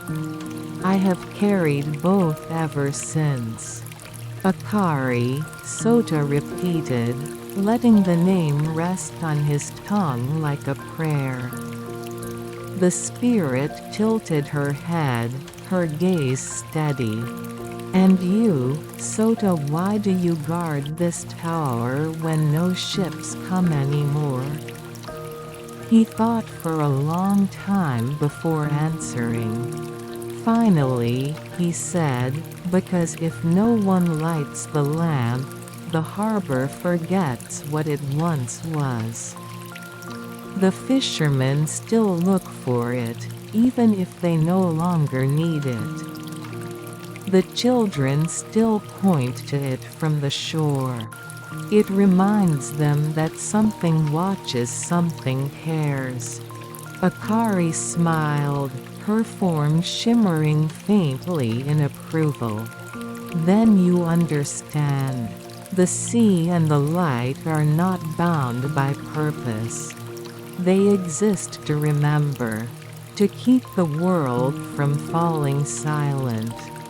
Her words lingered in the air, slow and soothing, like the rhythm of waves against the shore. Sota felt them settle into him, not as knowledge, but as peace. The sound of the sea deepened around them, a soft hum of eternity. After a while, Akari turned her gaze toward the horizon. "The sea holds many memories, Sota. Sometimes it keeps gently the sound of oars, the laughter of sailors, the whisper of stars on still water. Others it hides beneath its depths, where even light does not reach." Sota listened. There was no fear in her voice, only an endless patience. He asked quietly, "Do you remember them all?" "I do not choose," she said. "I am the keeper of what the sea gives. Every whisper, every dream, every goodbye." They pass through me like waves. And you, keeper of light, are the same. The same? You keep the lamp. You think it burns only for the living, but its light also touches the forgotten. It tells the sea that the shore still remembers. Her eyes met his, and for the briefest moment, Sota felt the vastness of her existence, endless time, endless tide. It was not a burden, but a serenity beyond measure. He lowered his gaze, humbled. "I am only one man," he said softly. "How can I keep what the sea cannot hold?" Akari's expression softened. "You do not need to keep it. Only to witness it. Light does not grasp, it simply shines." The wind stirred faintly between them, carrying the scent of salt and the faint fragrance of unseen blossoms. It brushed his hair, her form, and the stones around them. Sota realized that the world itself was listening too. The spirit turned, her eyes toward the sea. "The tide is turning," she murmured. "When the moon rises, the voices will come. Do not fear them." What voices? The ones the sea cannot forget. The night deepened. The moon, pale and round, lifted slowly above the horizon, casting silver light across the mist. The surface of the sea shimmered, and from its depths rose sounds faint at first, then clearer. They were not cries nor words, but tones like the low hum of shells, the song of distant whales, the sigh of wind through sails. It was music, made not of instruments but of memory itself. Sota stood beside Akari, feeling the vibrations through his feet, through the air, through his chest. He could almost hear patterns within the sound, like laughter, like weeping, like prayer. He looked at her. "Who are they?" "Those who crossed this harbor," she said softly. "Fishermen, travelers, sailors, all who were touched by this light. When the tide rises under a full moon, the sea returns its voices." She turned her gaze toward the lighthouse above them. "And the lamp answers. It does not speak, but it hums. Can you hear it?" Sota closed his eyes again. At first, he heard only the waves. Then, beneath them, a low resonance, a pulse deep within the tower itself. It was steady, like a sleeping heart. He whispered, "It's alive." Akari smiled. "All things that remember are." For hours, they stood together in silence, watching the sea breathe beneath the moon. The mist drifted and changed shape, forming faint figures that shimmered at the edge of sight. Silhouettes of boats, of people, of memories caught between tides. They came and went without sound, without sorrow. When dawn finally touched the water, the mist began to fade. The shapes dissolved, the sea turned pale blue again, and the voices quieted into the hush of morning. Akari's form began to dim with them. Sota felt the quiet ache of farewell. "Will you return?" he asked softly. She looked at him with eyes that held both the sea and the sky. "I never leave," she said. "I sleep when the light sleeps. When you wake it again, I will be there." Then, with the first ray of sunlight, she vanished, dissolving into the air, into the mist, into the breath of the morning. Sota stood alone by the rocks. The world was silent once more, but it was not empty. The sea shimmered faintly, as though holding a secret just beneath its surface. He turned toward the lighthouse. The lamp above caught the dawn light and gleamed like an eye-opening. He smiled, his breath visible in the cool air. "Then I'll keep it awake," he whispered. That morning, the fishermen coming into harbor saw the light still glowing faintly, even in daylight.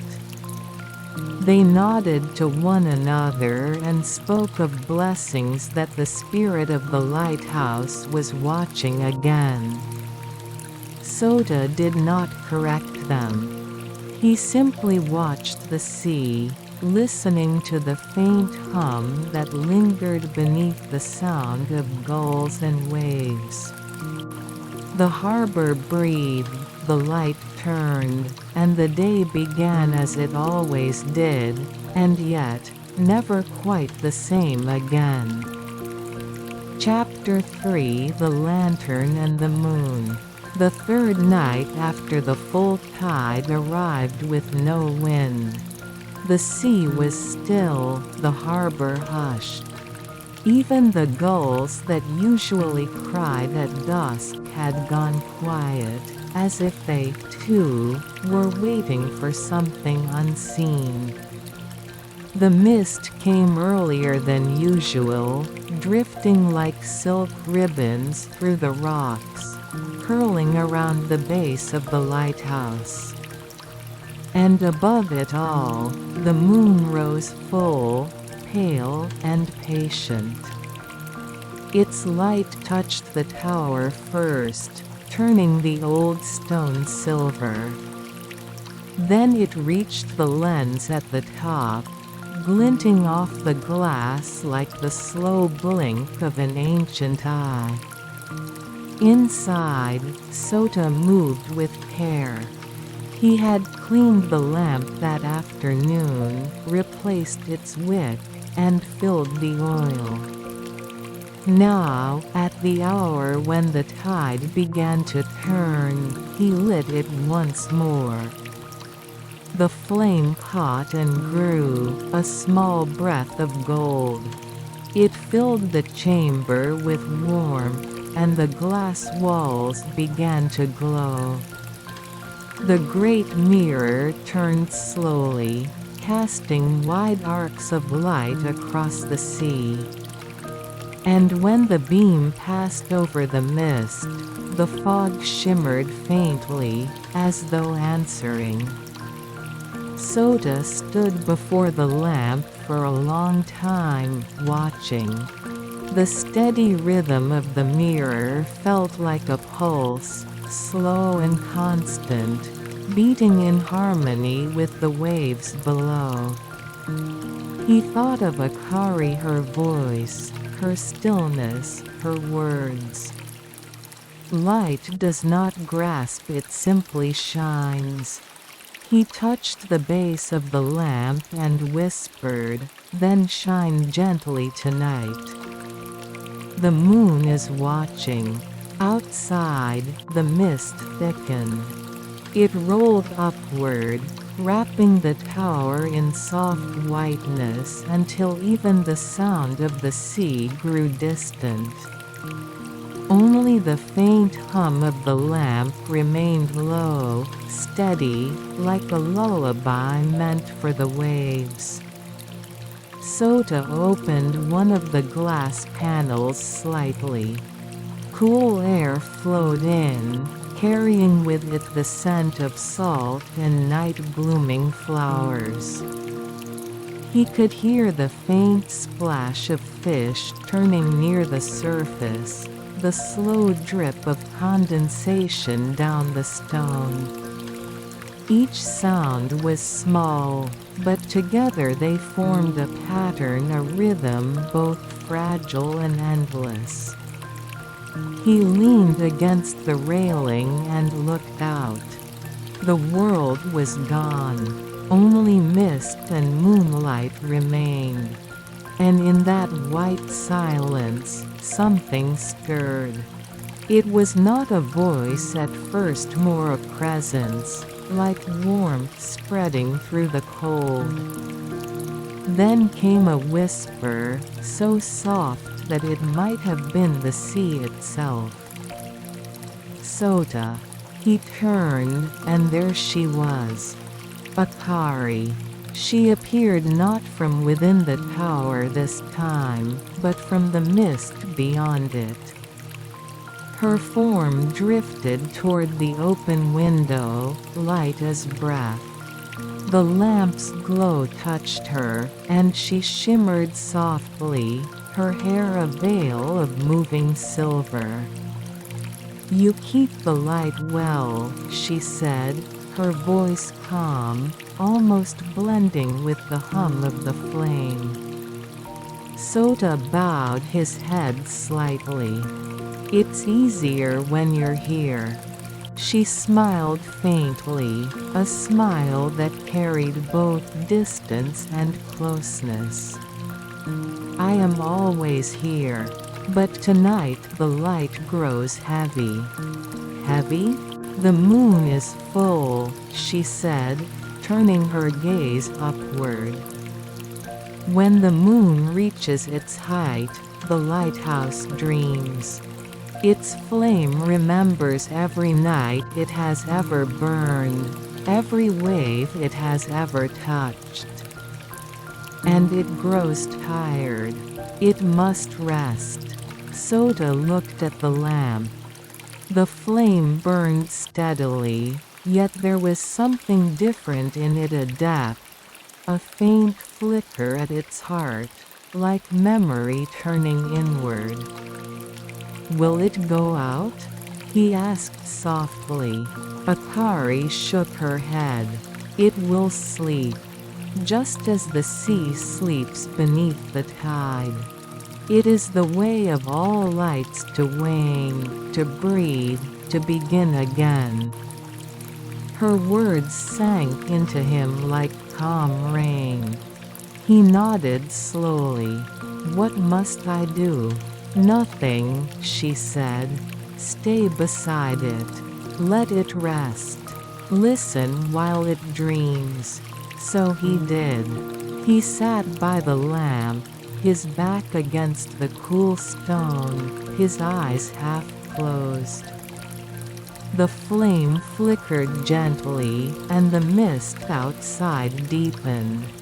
Time seemed to stretch not forward or backward, but outward, like the slow movement of the sea itself. After a while, the hum of the mirror began to fade.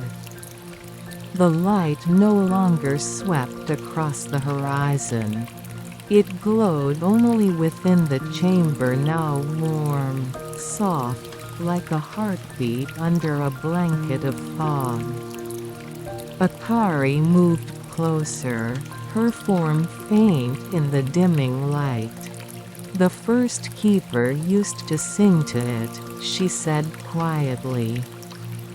When the lamp grew tired, he would hum the same song he sang to the sea. He believed the light and the water shared the same dreams. "Do you remember the song?" Sota asked. "I remember the rhythm," she said. "It sounded like this." And then she began to hum. It was not a melody in the way songs are sung by human voices. It was more like the sound of the tide breathing, the wind moving through reeds, the slow sigh of distant waves. Low, steady, without beginning or end. Sota closed his eyes and listened. The sound filled the chamber, blending with the faint crackle of the wick, the soft drip of condensation, the pulse of his own heart. Slowly, he felt his body relax, his breath matching the rhythm of her hum. The flame before him swayed gently, golden and alive, and then, as if responding, it began to dim. Not fade, but deepen, turning from gold to amber, from amber to soft white. The light no longer shone outward. It turned inward, folding upon itself, like a pearl closing its shell. Akari's voice grew fainter. The lighthouse sleeps, Sota. It dreams of the sea that gave it birth. And in its dream, all light returns to the moon. He opened his eyes. The room glowed with a pale radiance, not from the lamp, but from the moonlight streaming through the mist. The flame within the lamp had grown still, yet the glass gleamed softly, alive with reflected light. Outside, the fog moved as though it, too, were breathing in sleep. Akari stood at the window, looking out toward the horizon. The sea and the light rest together, she whispered. This is their promise, one watches, the other dreams. When dawn comes, they will change places again. Sota rose and came to stand beside her.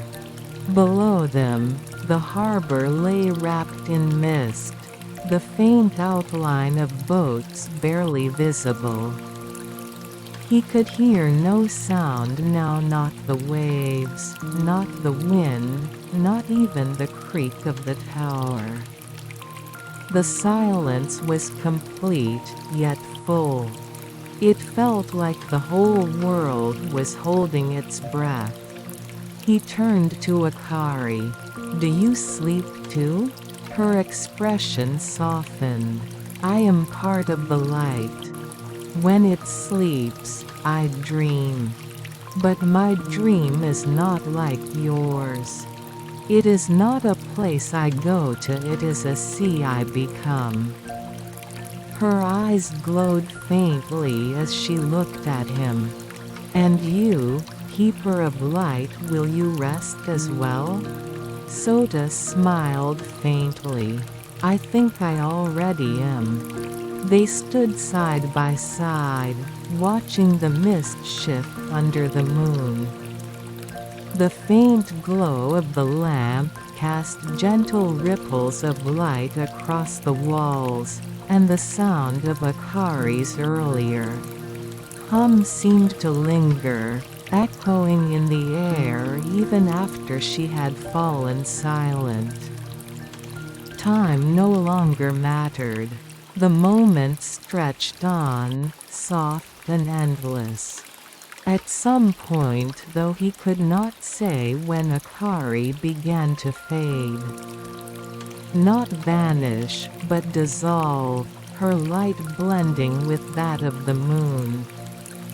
Before she disappeared completely, she spoke once more, her voice a whisper that barely disturbed the air. "When the light sleeps, listen to the silence. It carries the dream of every tide." Then she was gone. Sota stood alone in the chamber. The lamp's glow had dimmed to the faintest shimmer, the mirror motionless. He sat once more beside it, his hand resting gently on the cool brass. He could feel it breathing a slow, deep rhythm, like the sea's pulse beneath the earth. He closed his eyes. The sound of his own breath mingled with that hidden heartbeat, and in that stillness, he too drifted not into sleep exactly, but into the quiet between waking and dream. The moon moved across the sky. Its light touched the sea, the rocks, the tower. Everything gleamed softly, as though dusted with frost. And when the tide turned again, the mist began to lift, revealing the faint outline of dawn beyond the horizon.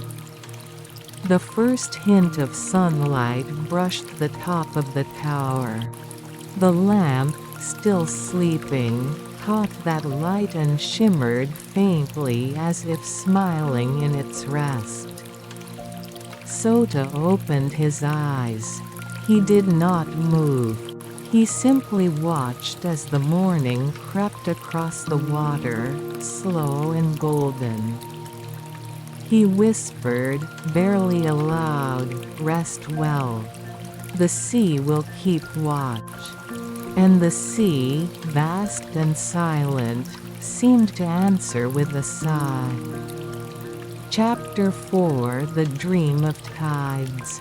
The lighthouse slept. Its light, folded within itself, no longer reached the sea. It pulsed faintly, like a heart at rest, glowing just enough to remember it was still alive. The tower breathed with the tide. Every stone seemed to expand and contract in rhythm with the sea below, and the sound of the waves became the softest lullaby in the world.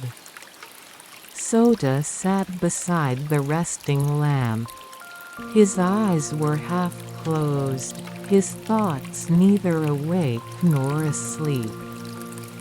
The silence was not empty, it was full of gentle weight, as if the air itself had chosen to rest upon his shoulders. Outside, the mist drifted more slowly than before. The moon, pale and patient, hung above the horizon, watching the sleeping light like an old friend keeping vigil. And somewhere between his breath and the stillness of the flame, Sota began to dream. It began with water.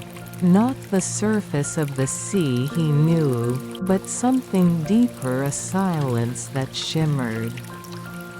He was floating, weightless, as if time itself had loosened its hold on him. Around him, light moved through water in long, silver ribbons. They curved and swayed like strands of music made visible. He heard nothing but a soft hum, a sound too vast to be a single note. It was the hum of the sea thinking, the language of waves before they break, the sound that comes when the world has forgotten to make noise. Out of that hum, a figure appeared. Akari. But she was not made of mist now. She was made of light reflected through water, each breath of hers scattering small ripples that shimmered across the dream. "Do not be afraid," she said, though Sota felt no fear, only stillness. "Where am I?" he asked, his voice drifting like a current through the dream. You are inside what the light remembers, Akari said. This is the sea's memory and the lighthouse's dream. They share the same heart. As she spoke, the light around them deepened. Sota saw shapes begin to form, outline of ships moving across the horizon, lanterns flickering in the mist, hands hauling nets from the water, laughter carried by the wind. Each image was soft, translucent, as though made from layers of time pressed into water. Every gesture left behind a faint glow before dissolving again. These are not ghosts, Akari whispered. They are moments. The sea never forgets them, it only lets them drift until the tide brings them home. Sota reached out his hand. His fingers brushed the edge of one glowing shape, a fisherman mending a net, humming to himself. For a heartbeat, Sota could hear the tune. It was the same rhythm Akari had hummed beside the lamp. When we dream, she said, we become part of this tide. We drift through memories not our own, and in return, we leave behind small ripples of our own light. That is why nothing truly disappears, only changes its depth. Her words felt like warmth seeping into him, gentle and endless. The dream shifted. The sea around them darkened, not with danger, but with depth. A soft current began to pull them downward, and Sota followed, unafraid. Beneath the surface, he saw ribbons of light twisting like threads. Each thread pulsed with faint color, gold, blue, green, and together they formed something vast and breathing. It was like looking upon the soul of the ocean. Akari's voice floated beside him, though her form had already become one with the glow. Every keeper leaves a light behind, she said. When their lamp goes dark, its flame does not die, it joins this current. You are part of it now, Sota. He looked at his hands. They shimmered faintly, as if the light from the dream had begun to live within him. He felt a stillness deeper than sleep. It was not the stillness of stopping, it was the stillness of belonging. The sea moved around them like a slow breath. Each wave was a thought, each drop a memory returning to itself. How long does the lighthouse sleep? He asked quietly. As long as the moon listens, Akari replied. When dawn rises, it will wake again. But the dream will remain in you, in the stones, in the sea. Then I will remember, Sota said. You already do, she whispered. The water began to brighten, and Sota found himself standing once more on solid ground. It was not the real harbor, but something softer, a reflection of it within the dream. The air was thick with mist. The sea was calm, endless.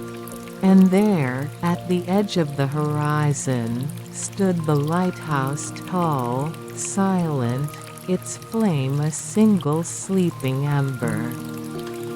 He walked toward it, each step leaving faint ripples on the ground as though it were made of liquid glass. When he reached the door, he found Akari waiting. Her light had dimmed to the same pale hue as the moon above. "You came back," she said. "Is this still the dream?" Sota asked. "It is both dream and memory," she answered. "The tide carries no borders. It flows through all things, even the waking world." She turned toward the sea. "The lighthouse dreams of you, too. When you tend its flame, it sees through your eyes. It feels your patience, your quietness, your care. That is how it knows it is loved." Her words filled the space between them like light filling a lantern. Sota bowed his head slightly. "Then perhaps it dreams kindly." Akari smiled. "It does. Because you do." They stood together for a long while, watching the horizon ripple with soft light. The moon began to fade into the first pale blue of dawn, and with it, the dream began to thin edges dissolving, colors lightening. "You must return," Akari said gently. "The tide is turning. The lamp will wake soon." Sota nodded. He felt the dream loosening its hold on him, as though the sea itself were releasing him back to the shore. "Will I see you again?"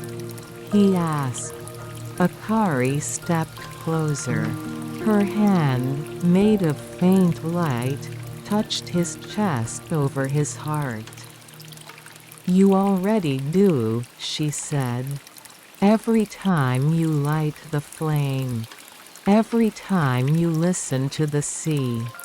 Her touch lingered for a moment, warm, weightless, then she dissolved into the faint shimmer of morning mist. The dream folded inward.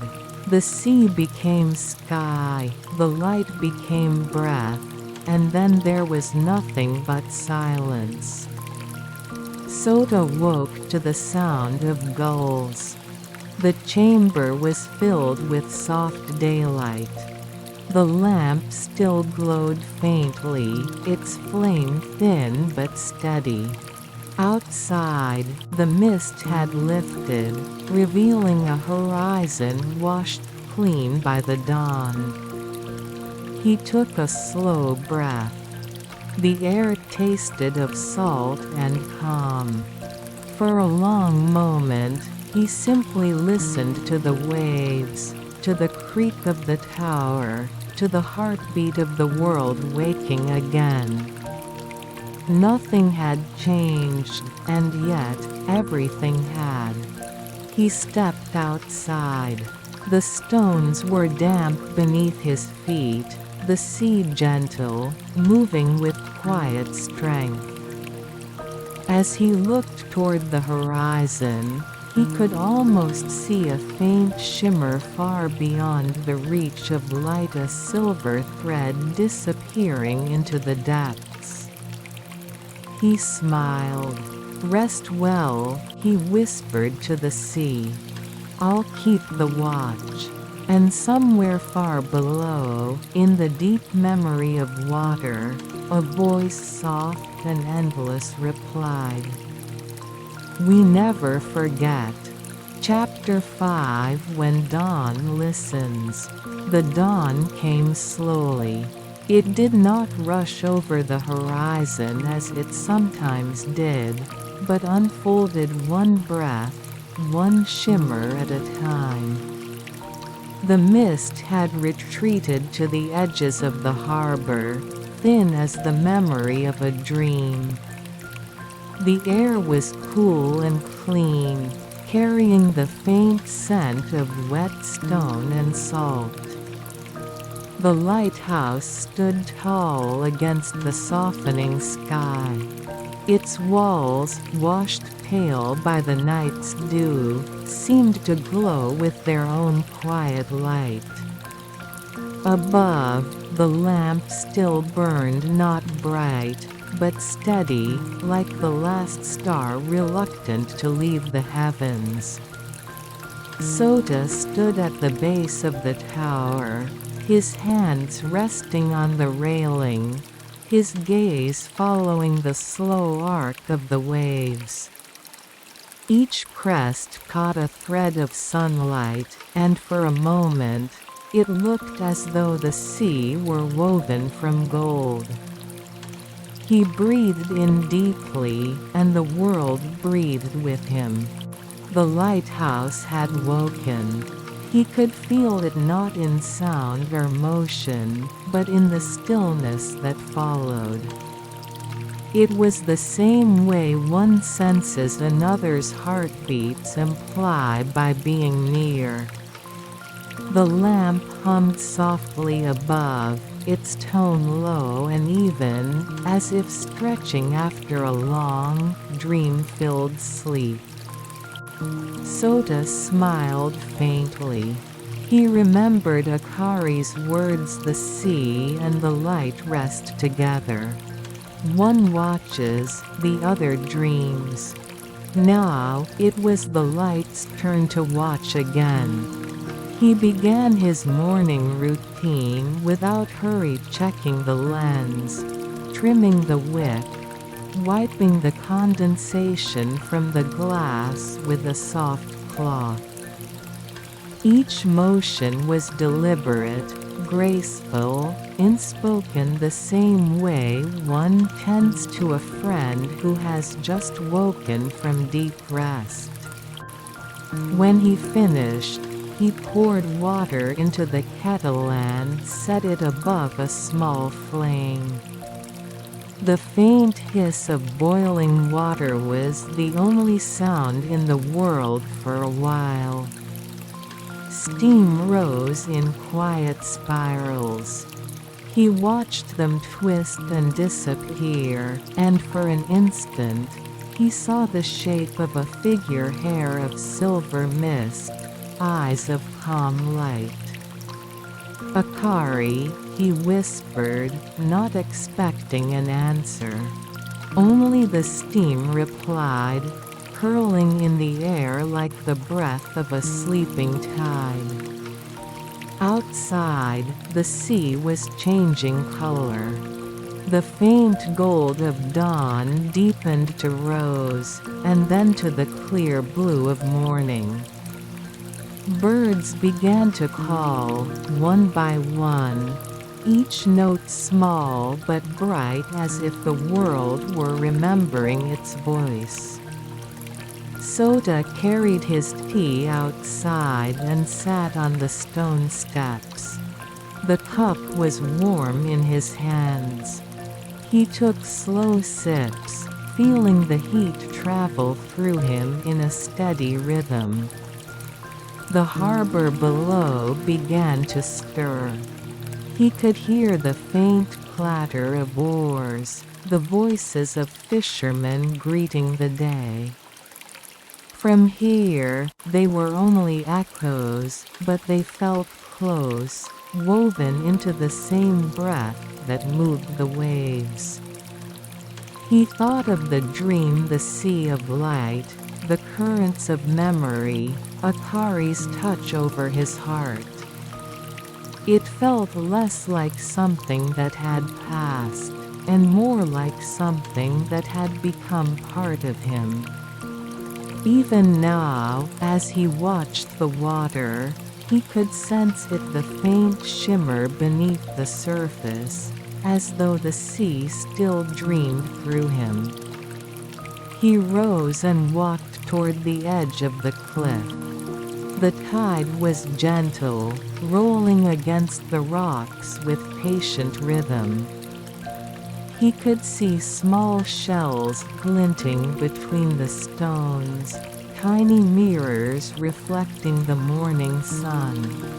For a long while, he simply stood there, not thinking, not waiting, only listening. The sea was quiet, but not silent.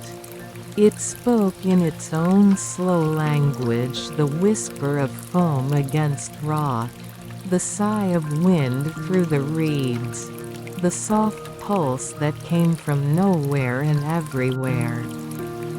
And within that quiet, Sota heard something else, a voice, light as breath, woven into the tide. "Do you hear it?" He closed his eyes. "Yes," he murmured, "I do." It was not a sound carried by the air.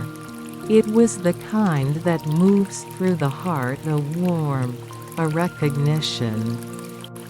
He knew it without needing to see her. Akari. The sea shimmered faintly, as if smiling.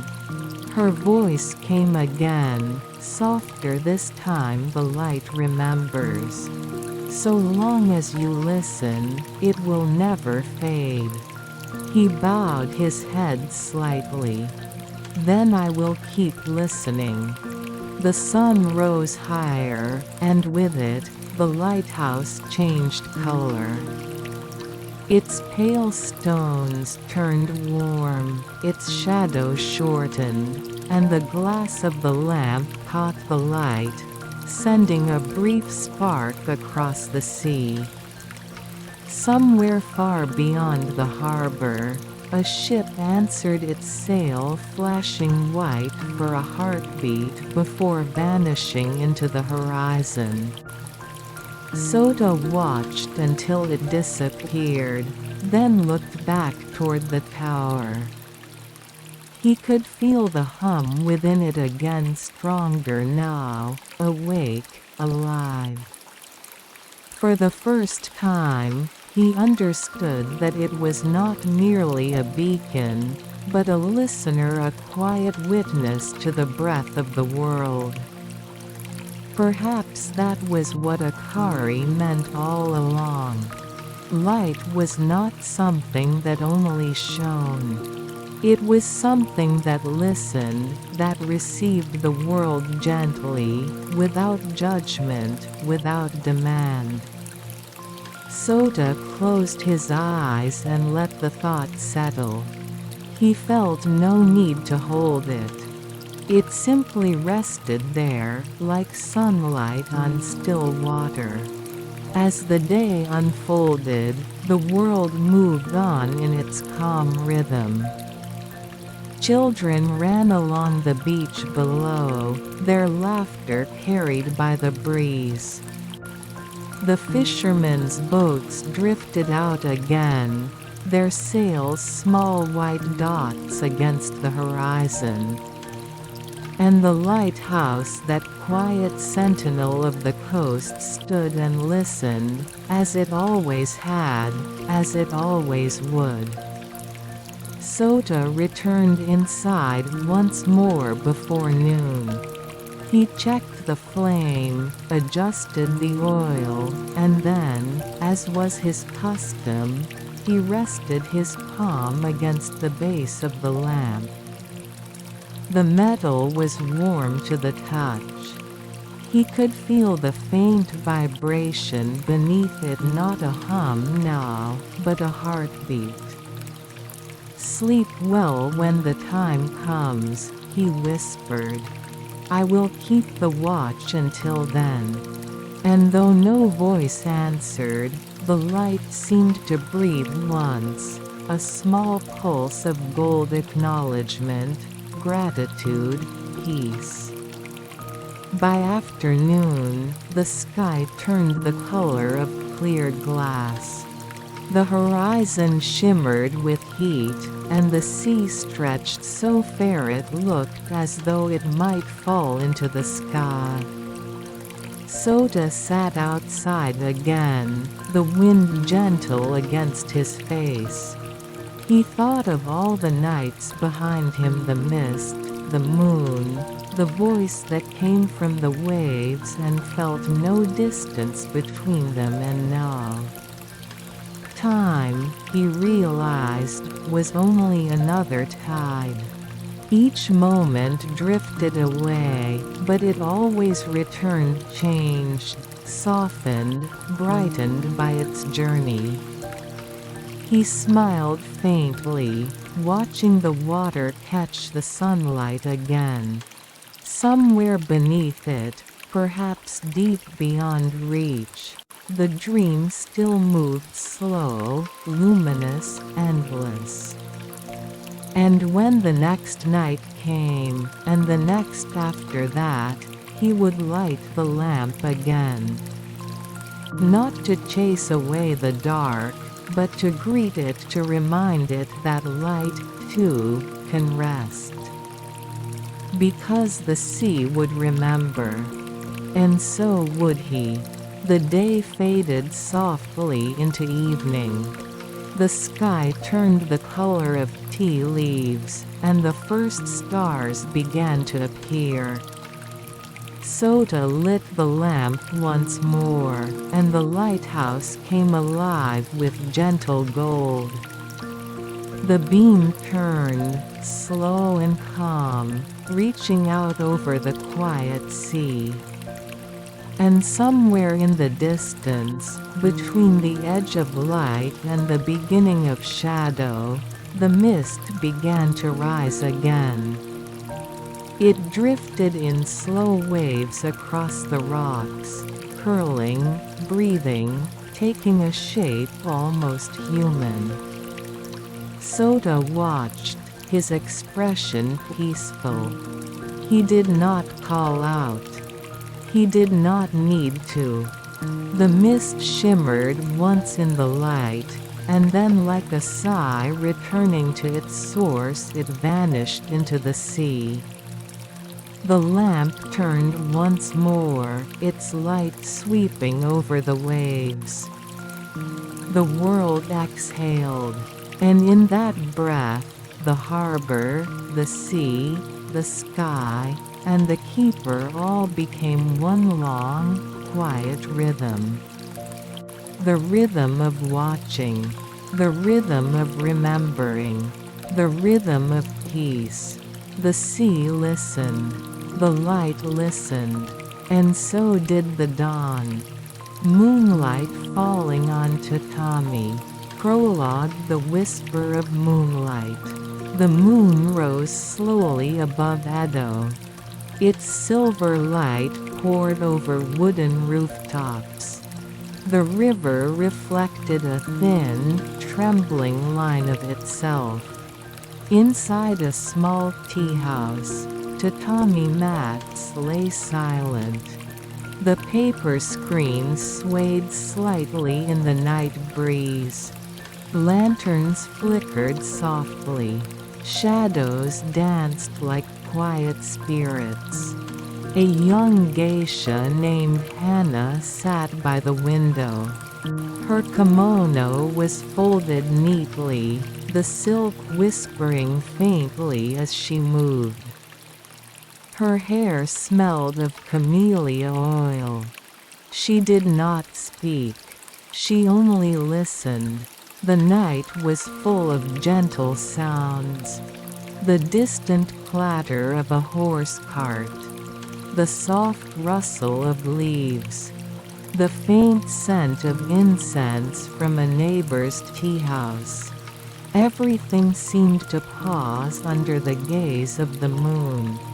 Hannah reached for her shamisen. Fingers touched the strings lightly, careful not to disturb the fragile silence. She played a single note. The sound trembled in the air. It was a note meant for the moon alone.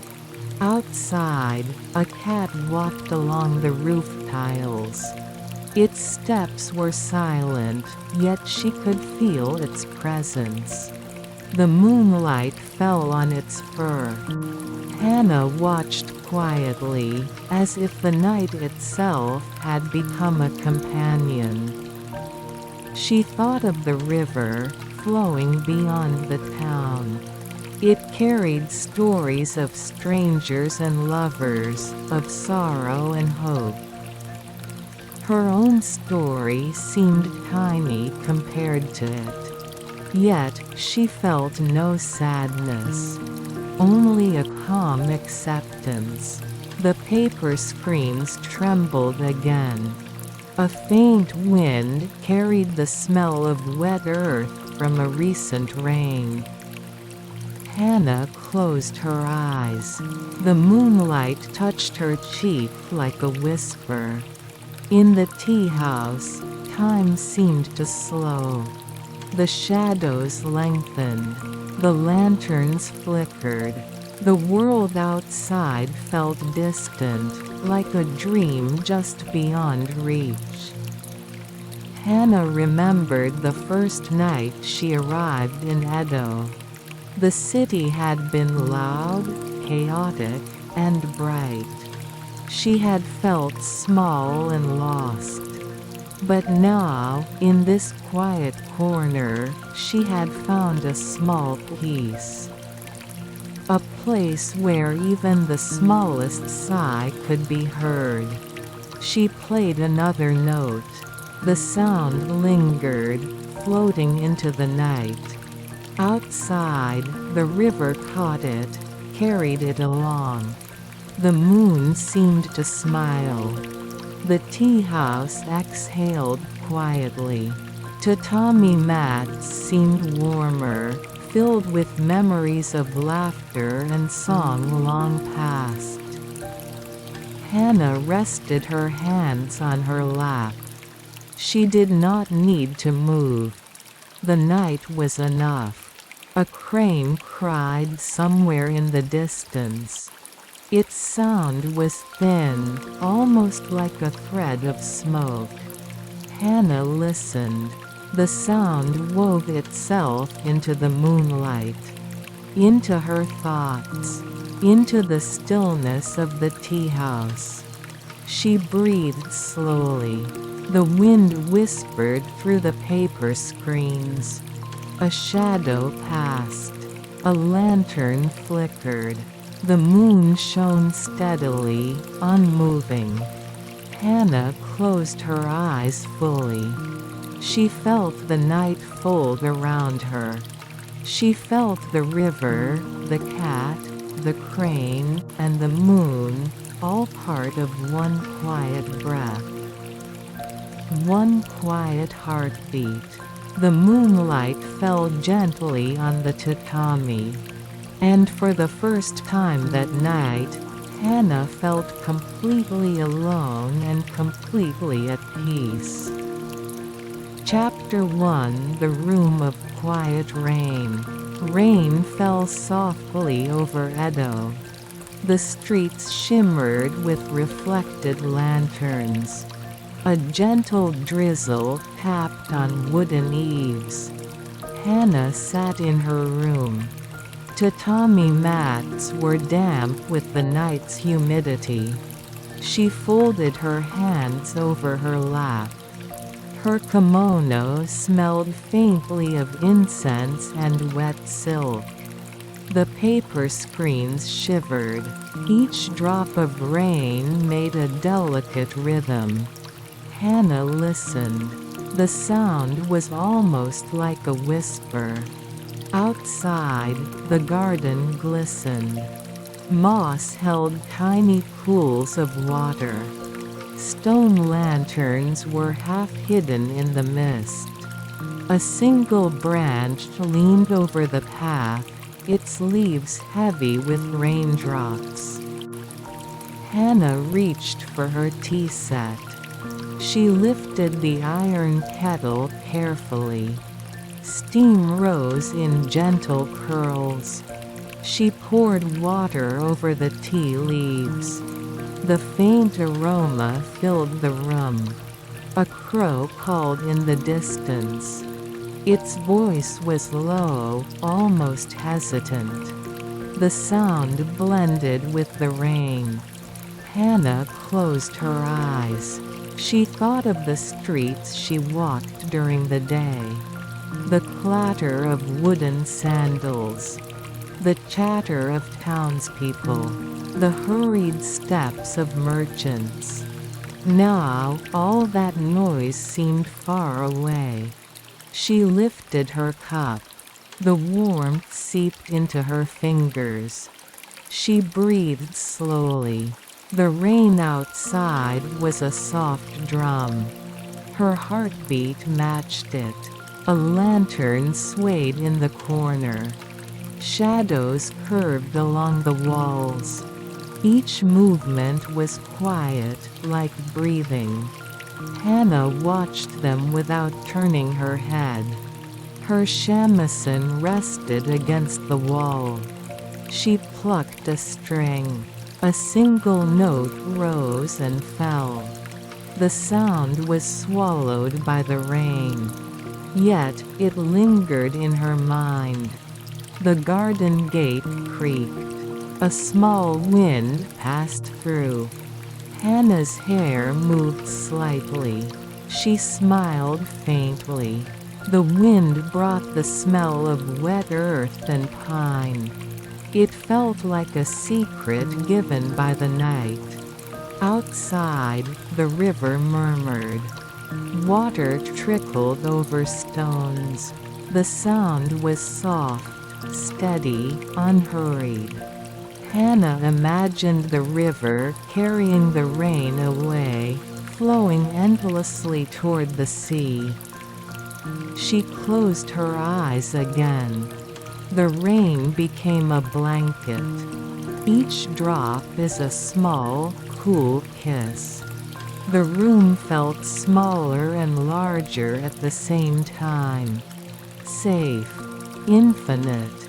A cat curled at the corner of the room. Its tail moved slowly. Hannah watched. She did not disturb it. The silence between them was full. Her thoughts drifted.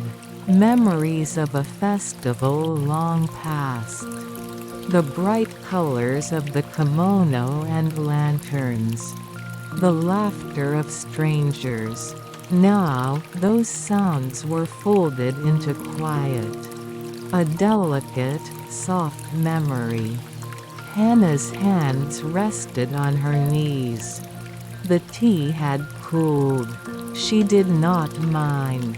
The warmth had already spread through her chest. Her breath slowed. The rain softened. The garden disappeared into the mist. The shadows on the tatami merged into one gentle gray. Hannah felt the night embrace her. A faint bell rang from a distant temple. Its tone was long and thin. The sound traveled over rooftops and rivers. Hannah felt it settle in her heart. She opened her eyes. The rain was almost gone. Tiny droplets clung to leaves and eaves. The moon peeked through a gap in the clouds. Its silver light fell across the tatami. Hannah rested her head lightly against the paper screen. The room was quiet again. The night was hers alone. And somewhere, far away, the city slept. Chapter 2: The Ink and the Bell. Night drifted gently over Edo. The rain had stopped, leaving the streets washed and shining. Lanterns reflected in shallow puddles. The air smelled of wood and smoke. Hannah stepped out of the tea house. Her sandals touched the wet stone softly. The sound echoed faintly, like the tapping of a small drum. She held her parasol, though the rain had ceased. Droplets still fell from rooftops. Each one landed with a whisper. The moon floated behind thin clouds. Its light spread like ink upon paper. The whole city seemed painted in silver and gray. Hannah walked slowly. She passed closed shops and silent doorways. A paper lantern swayed above a sake house. Its red glow trembled, then steadied again. A narrow alley opened beside her. From its depth came a faint fragrance, ink and pine. Hannah paused. She felt a quiet pull, like a hand guiding her sleeve. She turned into the alley. The sound of her sandals softened against the damp ground. Ahead, she saw a small temple, half hidden behind bamboo. A single bell hung from its eaves. The temple was old. Its walls carried moss and shadow. A candle flickered near the entrance. Hannah stepped closer. The scent of ink grew stronger, fresh, clean, dark. Someone was writing inside. She hesitated, but curiosity was gentle, not sharp. She slid the paper door slightly open. Inside, a monk sat before a low desk. His brush moved slowly across white paper. He did not look up. The sound of the brush was soft, rhythmic. Like the rain from earlier, it filled the silence without breaking it. Hannah watched. The ink flowed like a river, calm and certain. Each stroke carried breath. Each word seemed alive. After a while, the monk spoke. His voice was low, as if he had been expecting her. "The moon writes its own story tonight," he said. Hannah bowed slightly. She did not know why she had come. Perhaps to see, perhaps to listen. The room smelled of ink, cedar, and thyme. The monk lifted the brush and placed it aside. He looked at her gently, his eyes reflecting the candle's flame. "You carry a sound with you," he said. "A sound that has not yet been heard." Hannah blinked. Her hands trembled slightly. She thought of her shamisen, resting in her quiet room. The notes she played were only for the moon. "It is not a sound of strings," he continued. "It is the sound of stillness. Of breath between rain and wind." Outside, the bell rang once. Its tone spread slowly through the air. It felt like a wave touching the edges of a dream. The monk closed his eyes. "The ink remembers," he whispered. Then, without another word, he returned to his writing. Hannah bowed again. She stepped outside.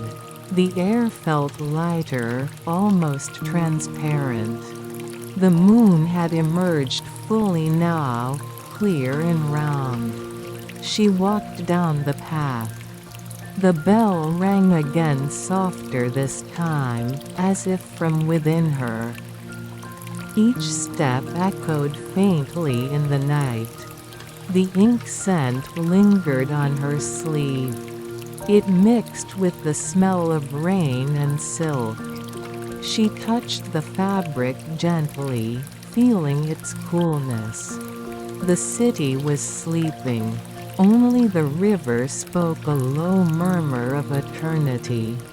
Hannah paused at the bridge. The reflection of the moon trembled on the surface. She thought of the monk's words. The sound of stillness. She closed her eyes. The wind brushed her face. Somewhere, a distant shamisen note drifted, or perhaps it was only her memory. She stood for a long time, until the moon began to fade into the mist.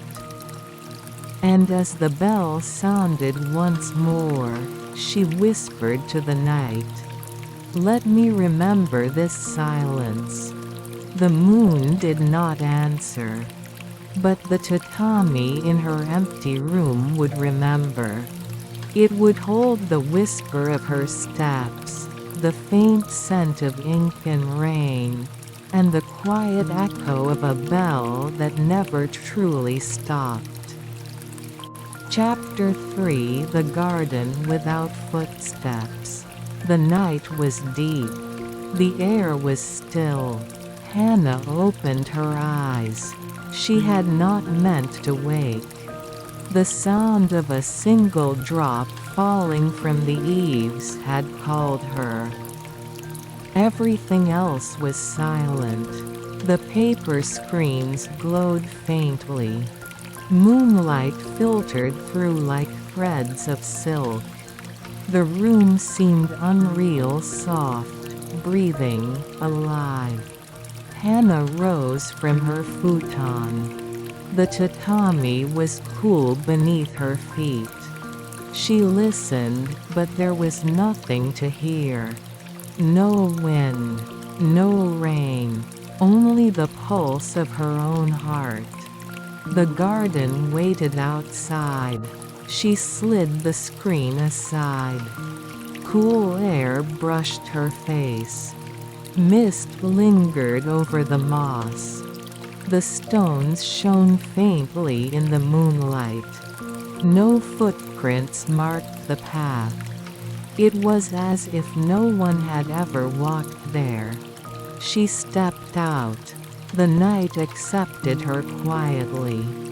Her kimono moved gently, whispering with each step. A faint sound came from the pond. Not water, not wine, something else.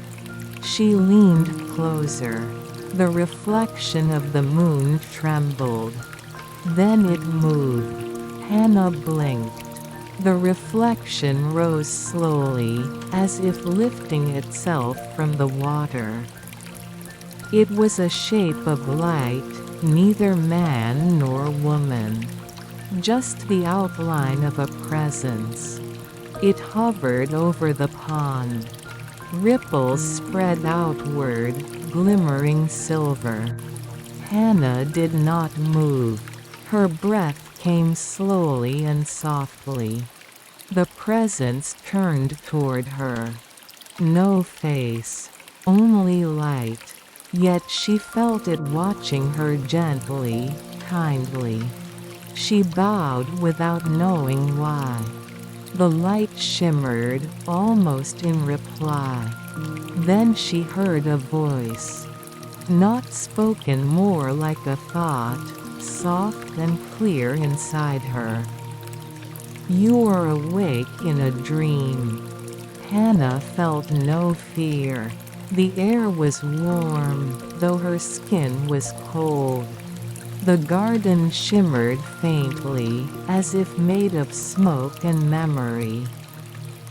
"Why have you come?" she thought. The light wavered. "You called me." With silence. She tried to speak, but no sound came. The moonlight seemed thicker now, folding around them both. The bamboo leaves rustled, though no wind blew. The pond darkened, then brightened again. Hannah's heart slowed. The presence floated closer. It was like standing beside her own shadow, but one filled with light instead of darkness. "Do you know my name?" Hannah whispered inside her mind. "You once did," came the reply. "Long ago, when you were not yet called Hannah." The words echoed softly, like bells far beneath the earth. Hannah felt tears form, though she did not know why. The presence reached toward her, a hand of moonlight, trembling like water. It did not touch her.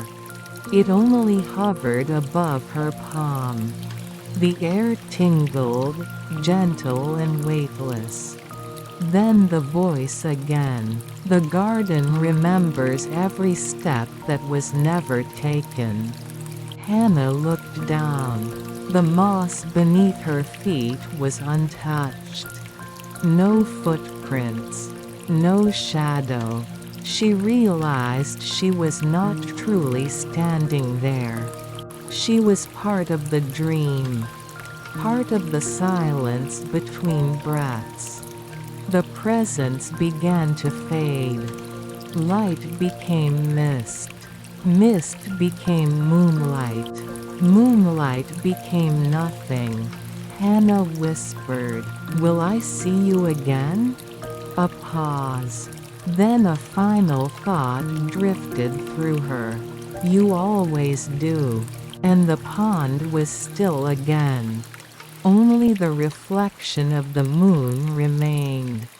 Hannah stepped back toward the house. The garden behind her shimmered once, then settled into calm. She slid the screen closed. The air inside was warm.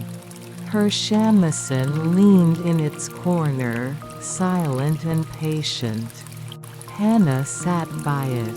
She placed her fingers on the strings, but did not play. The silence was music enough. Outside, the garden slept. And somewhere deep within her, so did the moon. Chapter 4: The Girl by the Paper Screen. Morning came softly. The rain had gone.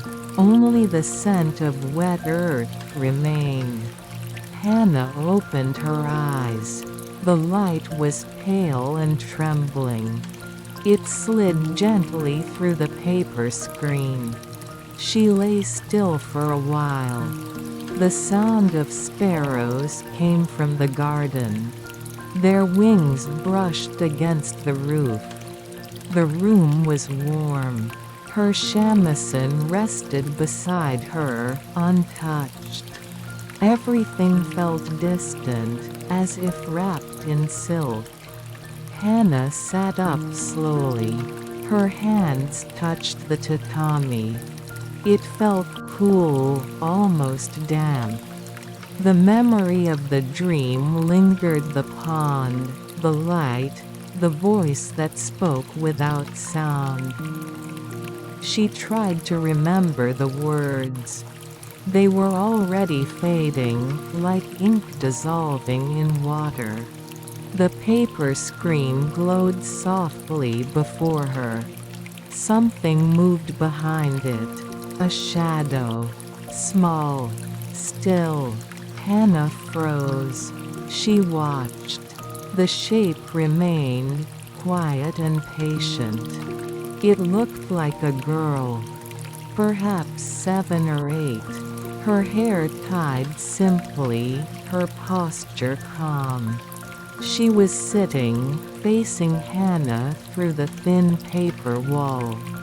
Hannah's heart slowed. She felt no fear, only a deep, familiar ache. She rose to her feet. Her kimono whispered. She stepped closer. The light from the garden made the shadow clearer. The girl was holding something. A small fan. She moved it slowly, back and forth. Hannah lifted her hand. The girl did the same. 2 shadows touched through the paper.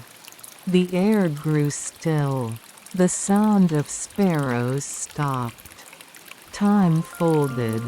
Hannah whispered, her voice barely a breath. "Who are you?" The girl tilted her head. The paper shimmered faintly. Then, a voice soft as the sound of falling dust reached her. "I am the you that forgot to grow." Hannah blinked. Her throat felt tight. The room seemed to fade at its edges. "Are you a dream?" she asked. The girl smiled, though it was only a shadow. Dreams are only the parts that remember. Hannah pressed her palm to the screen. It was warm. So was the shadow's hand, on the other side. She felt tears, quiet and slow. The paper between them held the world apart, thin, fragile, white as morning. The girl spoke again.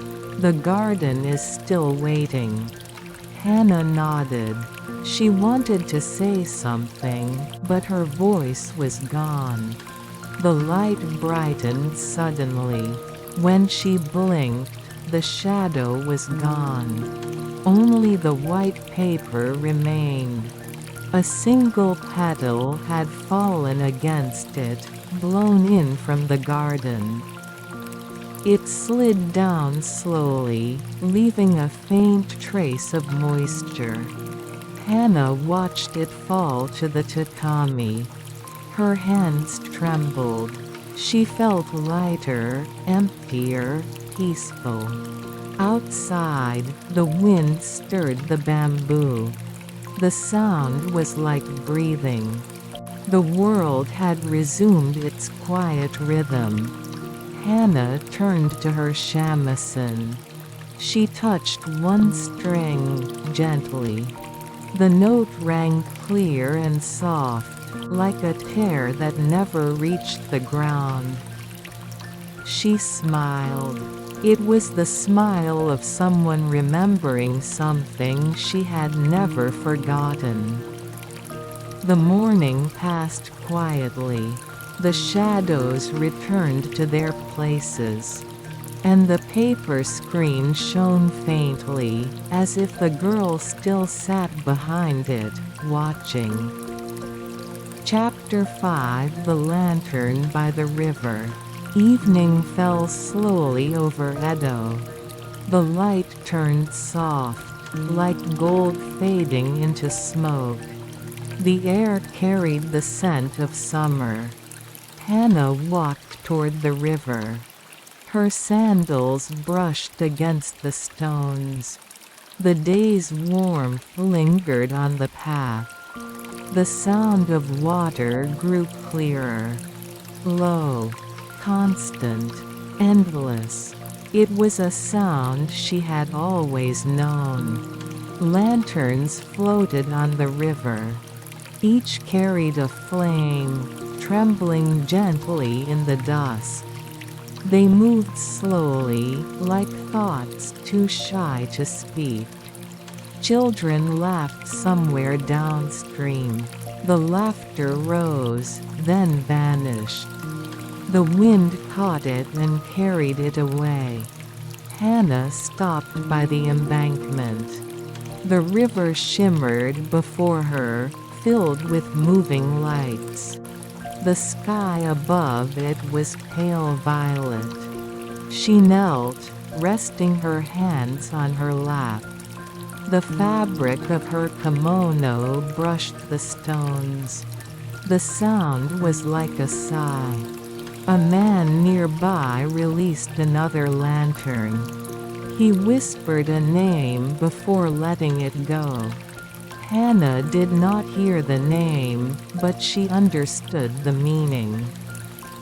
The lantern joined the others, drifting among its silent companions. Each flame reflected twice, once on the river, once in the heart. Hannah took a small paper lantern from her sleeve.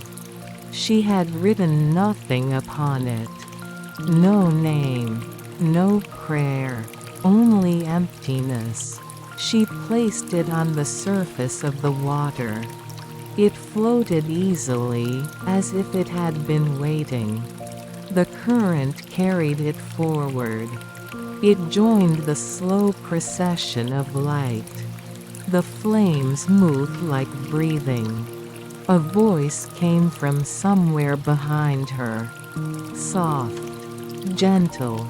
You did not write a wish. Hannah turned. No one was there. Only the sound of the river and the quiet flicker of lanterns.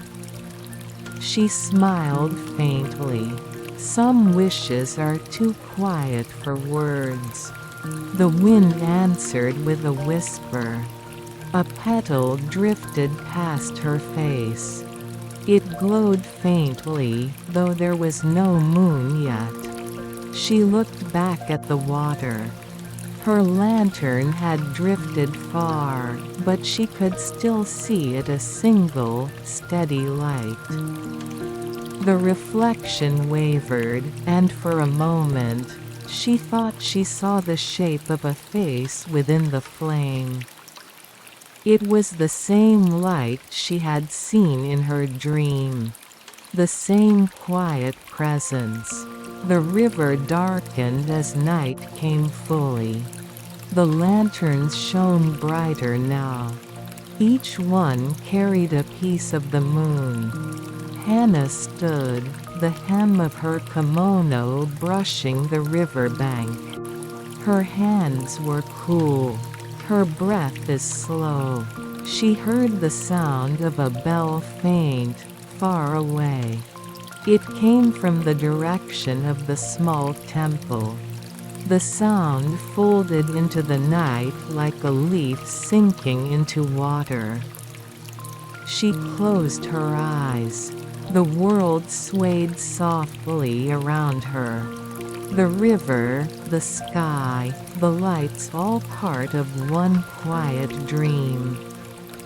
When she opened her eyes again, the lanterns seemed still. Even the current had gone calm. Her own reflection looked back at her calm, moonlit, unreal. A whisper drifted over the water. The river remembers every flame. Hannah bowed her head. And every silence? She asked. The answer came as a breeze that touched her cheek. It smelled of ink, pine, and rain. Hannah smiled. The first stars appeared above Edo. The lanterns continued downstream, carrying their small, golden hearts into the dark. She turned away slowly. The sound of the river followed her, soft, steady, eternal. Behind her, one lantern flickered then went out. The night accepted it quietly. No sound, no ripple, only the memory of its light. Chapter 6. Dreams folded in silk. The night returned, soft, endless, a breath between worlds. Hannah lay beneath her thin blanket. The scent of camellia drifted faintly from her hair. Outside, the wind murmured over the roof. She closed her eyes. The sound of the river came back slow, distant, kind. It felt like a lullaby from another life. Sleep came easily. The tatami beneath her felt warm, alive. She drifted. At first, only darkness. Then a light, small, blue-white, trembling like a candle in fog. It opened before her like a door. She stepped through. The air was soft as silk. Her feet made no sound. She stood in a wide room made of moonlight. Walls shimmered like paper screens. The floor flowed like water. In the center sat a figure. A woman. Her face was hidden behind a veil of light. Hannah felt she knew her. Not from memory, but from the space between memories. The woman turned. Her voice was the hush of falling petals. "You've come far, little one." Hannah bowed her head. Her sleeves brushed the glowing floor. "I followed the river," she said. "It led me here." The woman smiled, or perhaps the light shifted. "The river leads to itself." Hannah looked around. The walls flickered with faint scenes: the tea house, the garden, the temple, the girl behind the screen. Each image appeared, shimmered, and faded. "Are these dreams?" Hannah asked. "They are the folds of the same silk," the woman answered. Each fold remembers a moment. Each crease hides a sigh. Hannah knelt beside her. The floor rippled gently. Her reflection shimmered like ink on wet paper. "Why'd I dream of silence?" she asked. The woman lifted her hand. A thread of light extended between them. "Because silence is where all songs begin." The words filled Hannah's chest. Warmth spread through her. The thread pulsed softly, like a heartbeat. Then the woman began to hum. A sound like moonlight moving through water. Hannah felt her own breath join it. The two voices, one real, one remembered, merged, wove, became one. The room grew brighter. The walls unfolded like silk banners. Beyond them, stars bloomed. Hannah saw the garden again. But it was no longer a garden. It was an ocean of light. Each ripple is a memory. The voice whispered, "Every dream you've dreamed still breathes here." Hannah reached out. The air felt soft, cool, alive. 1,000 tiny lights floated past her hands. She knew each one. They were moments: laughter, tears, music, stillness. One light hovered before her face. It flickered gently. She saw herself as a child, the girl behind the paper screen. The girl smiled. Then she dissolved into brightness. Hannah whispered, "Will I wake from this?" The voice answered softly, "You will not wake. You will return." The lights folded inward. The room darkened. The moonlight became silk again, wrapping around her body. She felt herself lying down, not on tatami, but on clouds, not in Edo, but somewhere between heartbeats. The voice spoke one last time. "Sleep deeply, little one. Even the moon must close its eyes." Hannah breathed. In, out. The silk tightened, then loosened. The stars faded. The dream folded itself neatly, like a kimono laid to rest.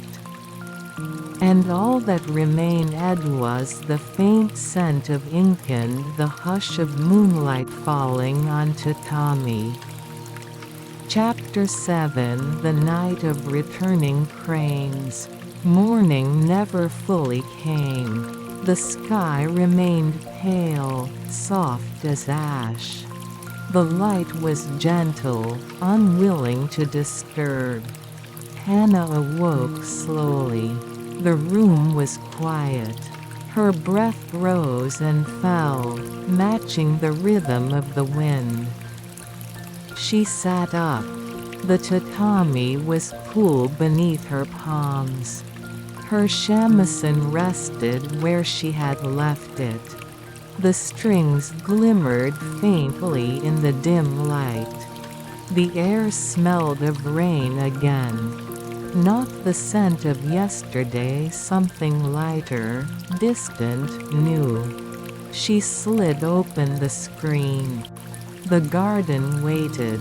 The pond was still. The moss shone faintly under a gray sky. No footprints. No sound. Only stillness. Hannah stepped outside. The world felt softer than before, as if the dream had not yet released her. A single feather lay on the stones. White. Thin. Trembling. She picked it up. The feather was warm. It pulsed, faintly, like a heart. Then the wind rose and took it from her hand. She watched it drift upward, spiraling toward the sky. Her eyes followed it, and then she saw them. Cranes. Dozens. Gliding silently across the clouds. Their wings were silver in the weak sunlight. They moved as one body, slow and certain, as if they had been waiting for this moment. Hannah's lips parted. No words came, only breath. The sound of their flight was almost silent, the soft beat of wind on feathers, the hush between one world and another. She felt something inside her loosen. The threads of her dream, the memories of the river, the garden without footprints, all drifting away, like those birds. She closed her eyes. In her mind, she heard the bell again. A single tone, rising from somewhere far beyond hearing. When she opened her eyes, one crane had broken from the flock. It circled once above her, then descended, slowly, gracefully. It landed near the pond. Its reflection rippled gently in the water. Hannah knelt. The crane bowed its head. So did she. Neither moved for a long time. The air held them both in stillness. Then, without a sound, the crane spread its wings. For a moment, Hannah saw something, not feathers, not light, but a shape she remembered. The same presence from her dream. The same quiet radiance. It rose upward. The feathers brushed against her sleeve, leaving no mark, no trace, only a feeling warmth and peace. The crane joined the others. The flock turned east, toward the sea. Their silhouettes faded into the clouds. Hannah remained by the pond. The wind lifted her hair. The world around her was silent again. She looked down at the water. Her reflection smiled faintly back. For the first time, she did not feel alone. The voice from her dream lingered in her memory. "You always return," she whispered into the breeze. "Then so will I." The sky brightened.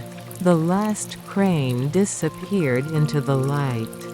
And somewhere, unseen, the moon waited quietly for its turn to rise again. Epilogue. The tatami still breathes. The tea house was silent.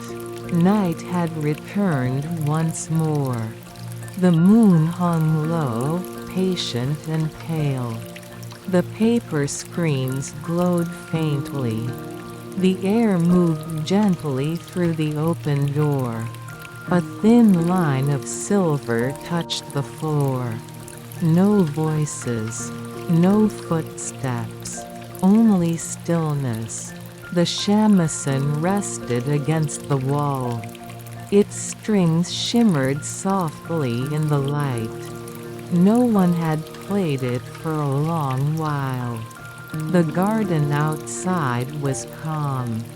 The pond reflected the moon without a ripple. A single leaf floated across its surface, slow, unhurried, free. The scent of tea lingered, though no water had been boiled for days. The air held memory of laughter, of song, of silence. The wind passed through the paper screens.